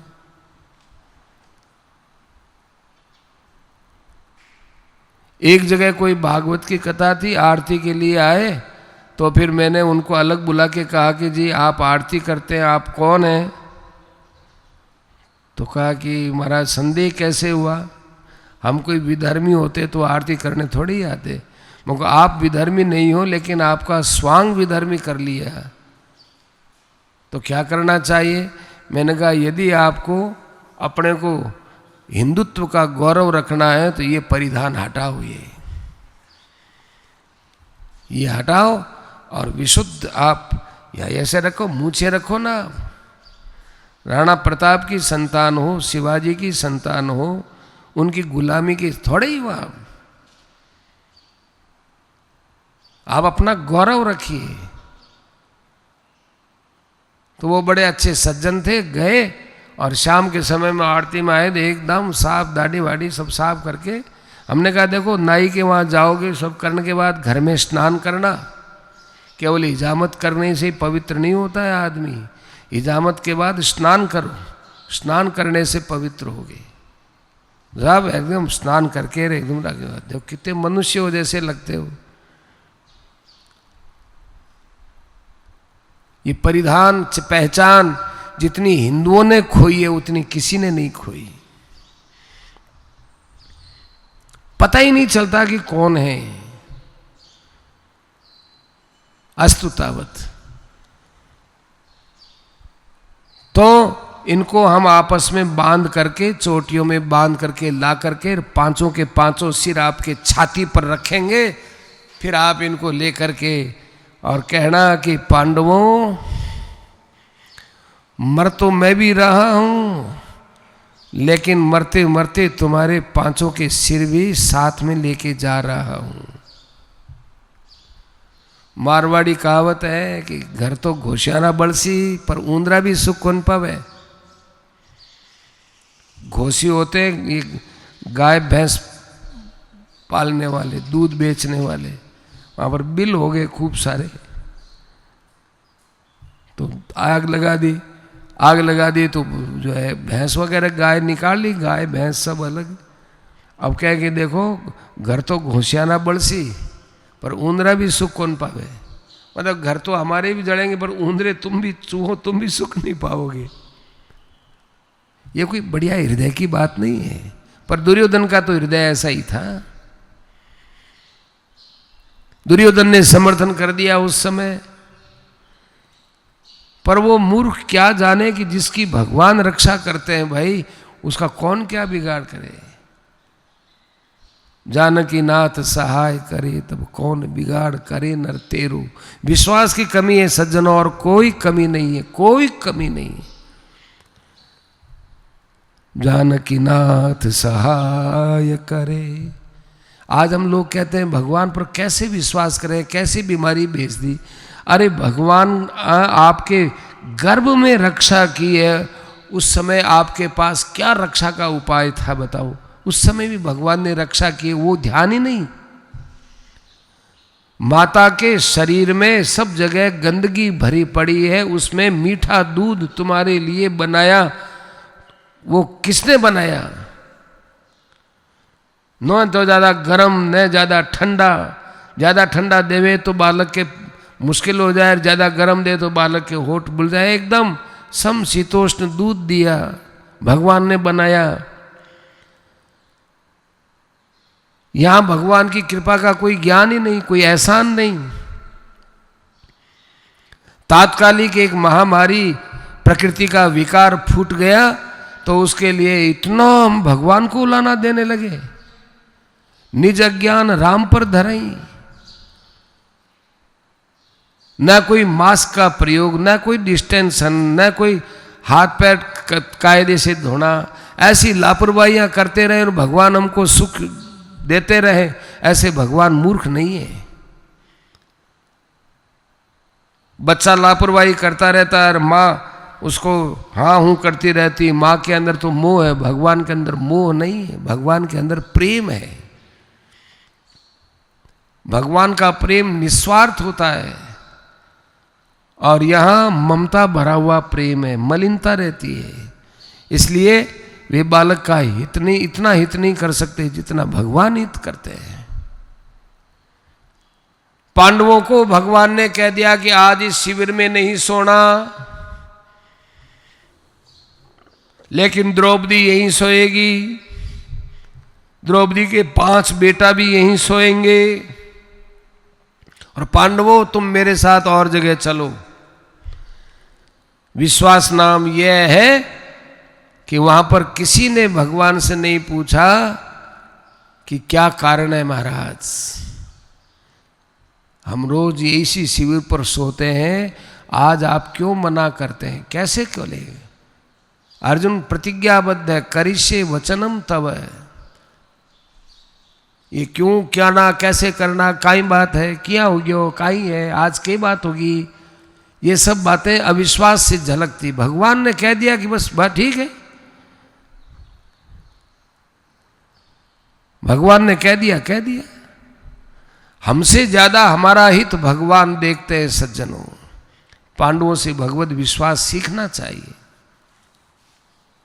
हमारा हित हम सोच ही नहीं सकते, इतना इससे ज्यादा भगवान के हृदय में हमारे प्रति हित का भाव है। उन भगवान ने कहा कि जाओ हम बताएं उस शिविर में चलो, चले गए। अब उस मूर्ख अश्वत्थामा को क्या पता, वो तो अपने आप को ही बहुत बड़ा मानता था। वो गया रात को शिविर में, द्रौपदी के 5 बेटा थे, सो रहे। उसने कहा नहीं वो तो है ही नहीं, 5 पति तो है नहीं, इसके छोटे छोटे बच्चे सो रहे हैं यहाँ तो। लेकिन मैं प्रतिज्ञा करके आया हूं, चलो। पांडवों के बेटे भी तो पांडवी है, अपने इनको ही मार करके प्रतिज्ञा पूरी करो। उसको कहेंगे कि भैया इतने में ही संतोष कर। सर्वनाशे समुत्पन्ने अर्धम त्यजंती पंडिता। कुछ नहीं मिला तो थोड़े में ही संतोष कर लो भाई, वो नहीं मिले तो उनके बेटे ही सही। उन 5 छोटे छोटे बच्चों को मार दिया, मार करके वो ले गया। द्रौपदी को पता चला, द्रौपदी चिल्लाई। हाँ, इधर वो ले गया, ले जा करके और अपने दुर्योधन को दिया कि देखो वो 5 तो इधर उधर कहीं छिप गए थे और हमें तो देखो उनके बेटा मिले, लो बेटे से संतोष कर लो। दुर्योधन ने फटकारा उसको, ब्राह्मणों को उचित जगह शस्त्र का प्रयोग करना चाहिए। ब्राह्मण को तुमने कितना अनुचित जगह शस्त्र का प्रयोग किया है, सोते हुए बच्चों को उठा लाए, शर्म नहीं आई तुमको? आज पहली बार दुर्योधन जैसा पापी, वो भी पाप से विरत होकर वचन बोलता है पाप से हट करके, नहीं तो कहता नहीं चलो कुछ तो हुआ, कुछ तो हुआ। अरे उसने फटकारा, अरे इनके द्वारा हमको पिंड पानी मिलने वाला है, कितने दिन तक पांडव जीवित रहेंगे, वो भी तो मरेंगे ना, तो हमको पिंड देने वाले तो यही तो हैं। और उनके साथ ही तुमने ये बर्ताव किया तो हमको पानी देने वाला कौन होगा। सज्जनों, ये बात बहुत गहरी है, हिंदुओं को तो विशेष सुनना चाहिए, क्योंकि हिंदू धर्म में परलोक पुनर्जन्म पर विश्वास है। हमें हमारे पितरों को तृप्त करने के लिए शास्त्र आज्ञा देता है।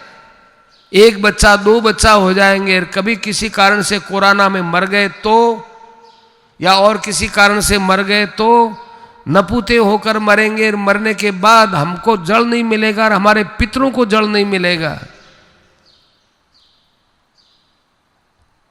ये श्राद्ध है, इसका नाम श्राद्ध, माने जहां श्रद्धा से दिया जाए। जब आपके संतानें नहीं होगी तो आपके प्रति श्रद्धा रखने वाला नहीं होगा, तो बिना श्रद्धा से दिया हुआ क्या होता है, वो गीता कहती है अश्रद्धया हुतम दत्तम। अश्रद्धा से जो यज्ञ भी किया जाए, दान भी किया जाए, कुछ भी किया जाए, वो असद इत्युच्यते पार्थ, सब झूठा है, कोई काम का नहीं। जो भी काम किया जाए सब असत इत्युच्यते पार्थ है। न च तत् प्रेत्य नो ही है, न तो यहां मिलता है न और लगे मिलता है। बड़े पुरुषों में श्रद्धा न हो, गुरुजनों में श्रद्धा न हो, श्रेष्ठ पुरुषों में श्रद्धा न हो, और हम उनकी वाणी से लाभ ले लेंगे, कभी नहीं होगा। ऐसे ही कोई आगे हमारे परिवार में जन्म नहीं लेगा तो आप में श्रद्धा रखने वाला नहीं होगा। किसका जल मिलेगा, किसका पिंड मिलेगा, ये तो हमारे हिंदू शास्त्र में कितना त्याग है देखो। और बडेरों की संपत्ति तो ले लेंगे, लेकिन बडेरों के पीछे हम उनको अर्पित करने के लिए कुछ नहीं माने, कुछ नहीं करेंगे। इतना बड़ा विश्वासघात होगा सज्जनों, इतना बड़ा विश्वासघात जाति के साथ किया, धर्म के साथ किया, और न जाने कितना कितना कितनों के साथ विश्वासघात किया, और पितरों के साथ भी विश्वासघात होगा। परिवार नियोजन से हिंदुओं ने अपने पैर पर कुल्हाड़ी मार ली।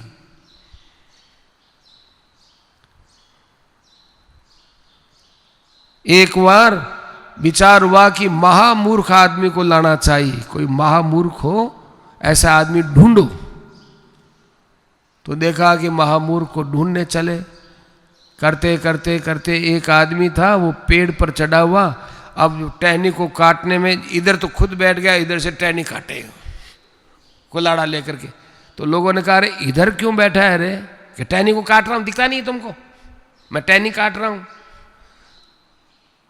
अरे टहनी काटते हो तो इधर क्यों काटते हो बाबा, इधर काटोगे ये टूटेगी, टूटेगी तुम गिर जाओगे, तुम्हारे लगेगी। क्या लगेगी मेरे, मैं तो इधर बैठा हूं, मैं तो यहां से तोड़ रहा हूं, मेरे कैसे लगेगी। कि यहां तोड़ने में से क्या होगा, मैं यहां बैठा हूं, मैं तो यहां से काट रहा हूं, क्या इसमें क्या बात है। तो कहे ये सबसे बड़ा मूर्ख है, चलो सबसे बड़ा मूर्ख आदमी है ये। आज हम लोग महामूर्ख हो गए सज्जनों, शब्द थोड़े कठिन है, क्षमा कीजिएगा, लेकिन परिवार नियोजन को अपना करके हमने बड़ी भारी मूर्खता कर ली। हम ऊपर ऊपर से सोचते हैं, हमारे पूर्वजों ने, शास्त्रों ने भीतर में प्रवेश करके सोचा है। हाँ एक बात है, ब्रह्मचर्य पूर्वक यदि हमारे संतान कम हो तो शास्त्र को कोई आपत्ति नहीं है, कोई आपत्ति नहीं है। एक संतान हो गई, संसार का सुख देख लिया, कैसा सुख है क्या है, छोड़ दिया छोड़ दिया। लेकिन परिवार नियोजन कराने के बाद अब क्या बताएं, शर्म आती है। लोगों ने कहा है कि उम्र ज़्यादा हो गई, भोगे इच्छा समाप्त नहीं हुई, और जिनके 4-4, 5-5 बच्चे हैं उनके ऐसा जीवन रहता है, उनका एकदम पूर्ण ब्रह्मचारी के समान जीवन रहता है। 4-5 संतान होने के बाद में स्वतः ही हमारी चित्त की वृत्तियों का प्रवाह और जगह बहता है, और परिवार नियोजन करा लिया तो भी उनकी वासनाएं नहीं मिटती हैं। लंबी उम्र में भी 80 वर्ष के डोकरे ने ये बात कही है, 80 वर्ष के डोकरे ने हमसे ये बात कही है कि पता था नहीं, हमने भूल में करवा लिया और वासना नहीं मिटती है। यह बात आपको सभा में कहनी चाहिए। वो डोकरा है नहीं, मैं क्या करूं।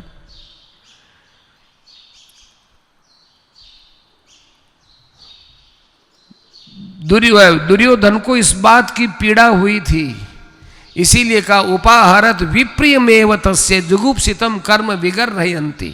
इतना जुगुप्सित कर्म किया है, इसकी तो निंदा की जाए उतना ही कम है। इतने हम हिंसक हो गए सज्जनों कि गर्भ में जो बालक है उसकी भी हत्या कर देते हैं हम। हिंदू ऐसा नहीं था। हिंदू तो ऐसा था भाई, कोई कीड़ी भी मरती हो चलने से राम राम राम राम। ये जो रोज पूजा पाठ, भगवत ध्यान, भगवत पूजन होता है, इससे कौन से पाप मिटते हैं? जो अनजाने पाप होते हैं। वो अनजाने पाप भी तो होते हैं, अनजाने पाप होते हैं, पता नहीं चलता है, चल रहे हैं, कीड़ी मर गई। बिना पता होते हुए भी जो हमसे दिन में पाप होता है, वो पाप रोज के किए गए भगवत स्मरण से, नित्य निमित्त कर्म से वो मिटते हैं। लेकिन जानबूझ करके जो पाप करते हैं वो कैसे मिटेंगे? कोई कहता है मैं इतनी माला फेरता हूँ, इतना भजन करता हूँ, इतना राम राम करता हूँ। अच्छी बात है भाई, अनजाने पाप तो मिट जाएंगे। लेकिन पाप को पाप जाना है, फिर भी पाप किया है, वो कैसे मिटेगा? नहीं मिटेगा। दुर्योधन ने तो यूं निंदा की, और इधर भाई द्रौपदी ने बड़ा दुख मनाया। द्रौपदी रोई, चिल्लाई, सब पांडव लोग आए, इकट्ठे हुए, देखा। अर्जुन को बहुत बुरा लगा कि हमारे बच्चों को हमारे जीते जी इस प्रकार मार दिया गया, और धड़ तो यहां पड़ा है, सिर ले गए। पता भी चल गया कि सब अश्वत्थामा ने किया है। भगवान श्री कृष्ण के साथ में रथ में बैठ करके पीछा किया। उसने ब्रह्मास्त्र छोड़ा तो अर्जुन ने भी ब्रह्मास्त्र छोड़ा। भगवान ने कहा अरे अर्जुन, ब्रह्मास्त्र को वापस खींच लो। उस मूर्ख को तो पता नहीं है ब्रह्मास्त्र वापस नहीं खींचा जाता। तू तो खींच ले, प्रजा मर जाएगी, 5 बेटों के पीछे सब मर जाएंगे। अन्याय नहीं होना चाहिए। खींच लिया उसको, और जाकर के उसको पकड़ लिया। पकड़ लिया तो फिर भगवान ने कहा अर्जुन से, अर्जुन मारो, छोड़ो मत इसको, इसने बड़ा अपराध किया है। ब्राह्मण होकर के शस्त्र चलाना एक अपराध, ब्राह्मण होकर निरपराध पर शस्त्र चलाना 2 अपराध, ब्राह्मण होकर के और बच्चों पर शस्त्र चलाना कितना बड़ा अपराध किया है। इसको छोड़ना नहीं हो। और फिर सोते हुए बच्चों को मारा। सोते हुए तो योद्धा को भी नहीं मारना चाहिए। और ये बच्चे तुम्हारे इसके शत्रु भी नहीं थे, निरपराध बच्चे थे, उनको मारा इसने। मारो इसको। तुमने द्रौपदी के सामने प्रतिज्ञा की थी ना कि मैं उसका सिर लेकर के आऊंगा। मारो, देखते क्या हो। भगवान के बोलने के लहजे में कुछ फर्क था। वो कोई कह दे कि साहब ये मेरी तलवार है, तलवार रखो और आप मेरा सिर काट दो। काटो काटो, कोई काट सकता है क्या? भगवान ने कहा मारो, इसको मारो, ये आत्ताई है। अर्जुन समझ गए कि भगवान मेरे विचारों की परीक्षा कर रहे हैं, इसलिए अर्जुन ने मारना अच्छा नहीं समझा। नैच्छद हंतुम गुरु सुतम, मारा नहीं। तो क्या किया, न मार करके भी भगवान के भाव को समझ गया वो।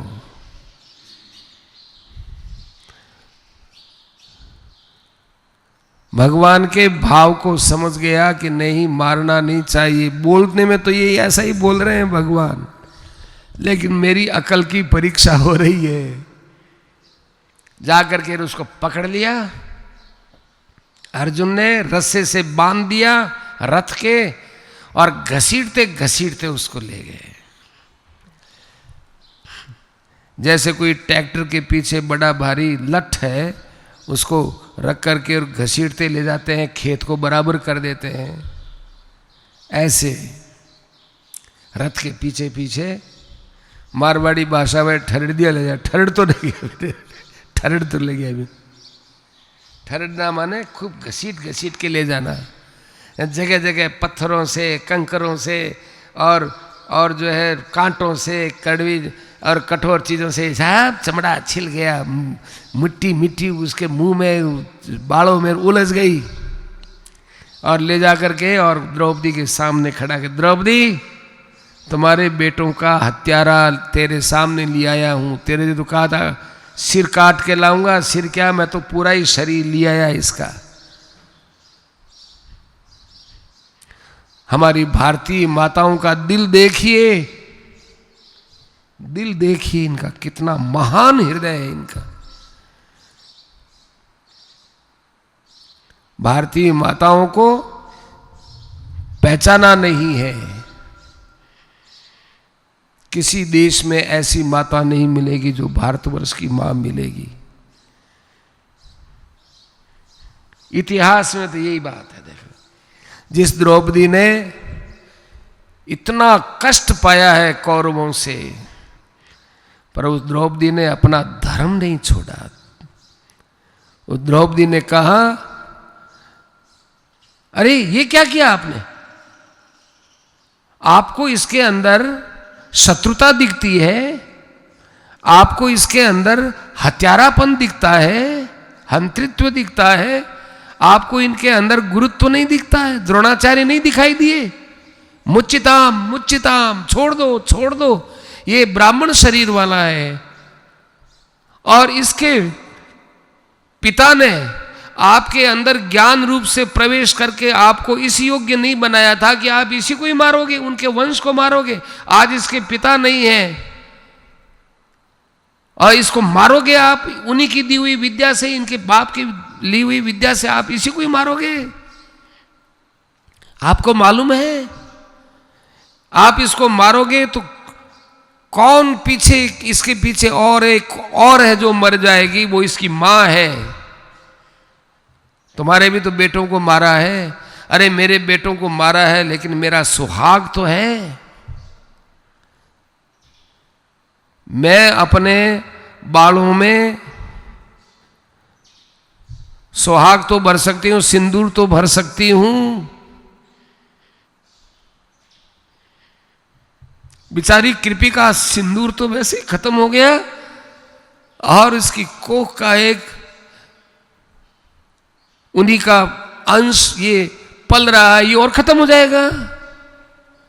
उसका कौन है बताइए? आप तो धर्म को जानने वाले हो, आज आपको हो क्या गया है? आप परिवार के मोह में इतने अंधे हो गए। मेरे बेटे मर गए, इसके अंदर आपने धर्म अधर्म का विचार ही नहीं किया। आज मुझे जो दुख हो रहा है वो इसलिए हो रहा है कि कहीं आपको पाप न लगे। देखा, पतिव्रता स्त्री अपने पति को किस प्रकार से फटकारती है। उस फटकार में अभिमान नहीं है, उस फटकार में पति के पाप निवृत्ति का लक्ष्य है। कि पति के अंदर कहीं पाप न लग जाए। ये कोई साधिकार लड़ाई नहीं है कि पुत्र पर मेरा भी तो अधिकार है, आपके ही पुत्र थोड़े, हमारे भी तो बेटा है, मैं इनको माफ करती हूं, आप अकेले कौन। ऐसा नहीं बोली है बिचारी। वो कहती है कि वृजनम नारति प्राप्तुम, आपको पाप न लगे, आपको पाप नहीं लगना चाहिए, इसलिए बोल रही हूं। आप पाप के मार्ग पर जा रहे हो, इसलिए बोल रही हूं। गुरु गुरु ही होता है। गुरु के द्वारा यदि कोई कठोर सजा भी दी जाती है तो प्रेम से स्वीकार करनी चाहिए। मैं मेरे 5 बेटों के लिए रो लूंगी, मेरे रोने में एक थोड़ी थोड़ी ठंडी सांस भी रहेगी कि मेरे 5 पति तो हैं। लेकिन मां रोदी दस्य जननी गौतमी पति देवता, वो इसकी मां विधवा मां रोएगी, उसके जो आंसू गिरेंगे और उन आंसुओं से जितने मिट्टी के कण भीगेंगे, उस संख्या में आपको कितना पाप लगेगा वो आप सोच नहीं सकते हैं। पतिव्रता हो और विधवा हो और उसको कोई कष्ट दे तो उसके जो आंसू नहीं, उसके आंसू बहुत कठोर होते हैं। इसलिए पतिव्रता स्त्री हो, विधवा हो, वो तो भगवत प्रिया है, क्योंकि उसको विधवा भगवान ने बनाया है। भगवान ने उसको विधवा बनाया है तो वो भगवत प्रिया है, भगवान की उसके ऊपर कृपा है, वो भगवत कृपा पालिता है, उसका सुहाग भगवान ने लिया है। और आप देखो, अश्वत्थामा का भी उस समय विवाह हो गया था। अश्वत्थामा की पत्नी की चिंता नहीं है द्रौपदी को, अश्वत्थामा को अश्वत्थामा के माता की चिंता है। क्योंकि अश्वत्थामा की यदि पत्नी है तो यदि उसकी पत्नी होगी भी तो उसके पुत्र भी होगा, तो उसका कोई न कोई सहारा है। लेकिन मां का पति के बाद एक पुत्र ही तो सहारा, वो पुत्र नहीं रहा, उसका क्या हाल होगा। ब्राह्मणों के कोप को जरूर जो है समझना चाहिए।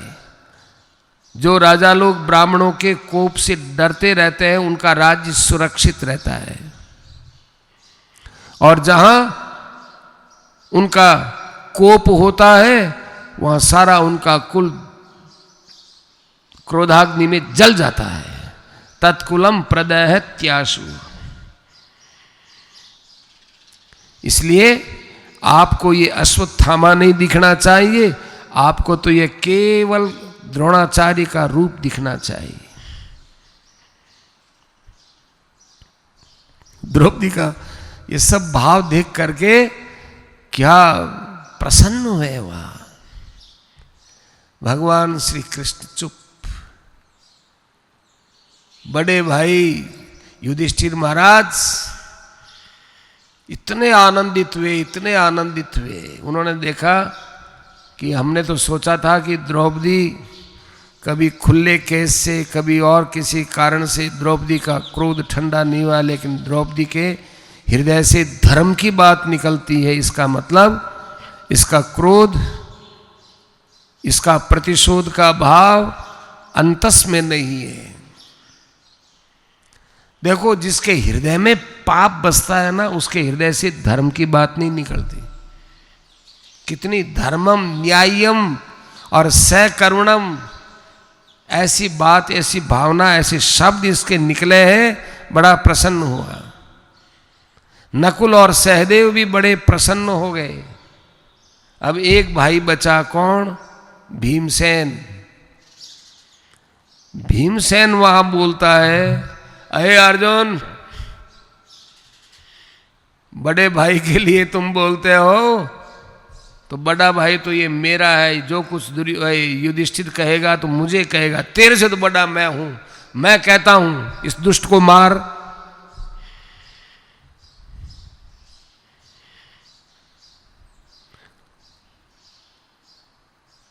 बताओ हमारे बच्चों ने इसका क्या अनर्थ किया था, दुर्योधन का क्या अनर्थ किया था, किसका क्या अनर्थ किया था। सोए हुए बच्चों को मार दिया व्यर्थ में ही। तेरे को मैं आज्ञा देता हूं, तेरे से तो बड़ा मैं हूं, तो बड़े भाई की बात मानता है, तेरे से बड़ा मैं हूं, मैं तुझे आज्ञा देता हूं, सबके बीच में आज्ञा देता हूं, मार इसको। अब दुर्योधन तो अर्जुन तो धर्म संकट में पड़ गए। अब देखो ये अर्जुन किन किन की तरफ देखता है, भगवान की तरफ देखता है। भगवान उस समय चतुर्भुज दिखते हैं अर्जुन को, इसमें नाम दिया है भाई।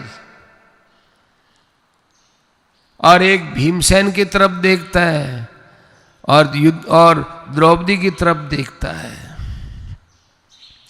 द्रौपदी की तरफ भी देखता है, भीमसेन की तरफ भी देखता है, कृष्ण की तरफ भी देखता है। ज्यादा कर कृष्ण की तरफ देखता है कि कृष्ण अब मैं तो फंस गया धर्म संकट में, क्या करूं। बड़ों की बात मानूं तो बड़ा भीमसेन, आराध्य की बात मानूं तो आराध्य तुम, और आधे अंग है मेरा ये द्रौपदी अर्धांगिनी, पाप पुण्य की बात जानने वाली, ये बोलती है कि छोड़ो अब ये एक मत नहीं हुआ, मैं क्या करूं। भगवान कृष्ण ने देखा कि भाई अब मैं इसको कुछ भी कह दूंगा तो दूसरा पक्ष है वो सोचेगा कि देखो ये क्या बोल गया कृष्ण। और भीमसेन तो यूं ही मुंह फट था, वो कृष्ण को भी नहीं छोड़ता, कृष्ण को भी दो चार सुना देता। भगवान कृष्ण भीमसेन का बुरा नहीं मानते। युद्ध के अंदर कई बार भीमसेन अकड़ लगाता है, मैं ऐसा करूंगा, अरे मैं नहीं झुकता, अकड़ लगाता।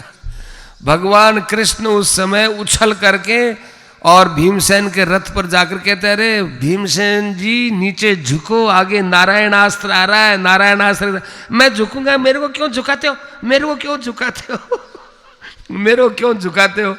वो अब कृष्ण भगवान झुकाए तो भीमसेन अपना बल नहीं लगाता, वो इतना वो मूर्ख नहीं था, और वो झुक जाता। और ब्रह्म और नारायणास्त्र चला गया। अरे भीमसेन जी, नारायणास्त्र का एक ही उपाय है, शरणागति। आपको जो है जान करके कि ये जिद्दी आदमी है, झुकने वाला है नहीं, इसलिए नारायणास्त्र चलाए, नीचे झुक जाओ, सिर झुका लो बस, तो यह अच्छी बात है। ऐसा भीमसेन। अब साहब कृष्ण भगवान ने देखा कि क्या करें। कृष्ण भगवान ने अब कहा, देखे भाई अर्जुन, तू बार बार मेरी तरफ देखता है, मैं तो एक ही बात कहता हूं, चाहे कोई ब्राह्मण हो, वो कैसा भी हो, लेकिन उसको मारना तो नहीं चाहिए। और यदि आतंकी हो, आतंकवादी हो, आतंक फैलाता हो, दुनिया को मारता हो, तो उसको मारना चाहिए। ब्रह्म बंधुर न हंतव्य और आतताई बदारण है। आतताई हो तो मारो और बाकी कोई हो तो मत मारो।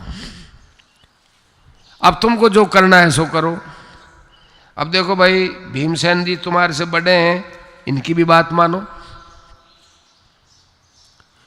और द्रौपदी ने जो कहा है वो धर्म की बात है, वो भी मानो। अब देख लो तुमको क्या करना है।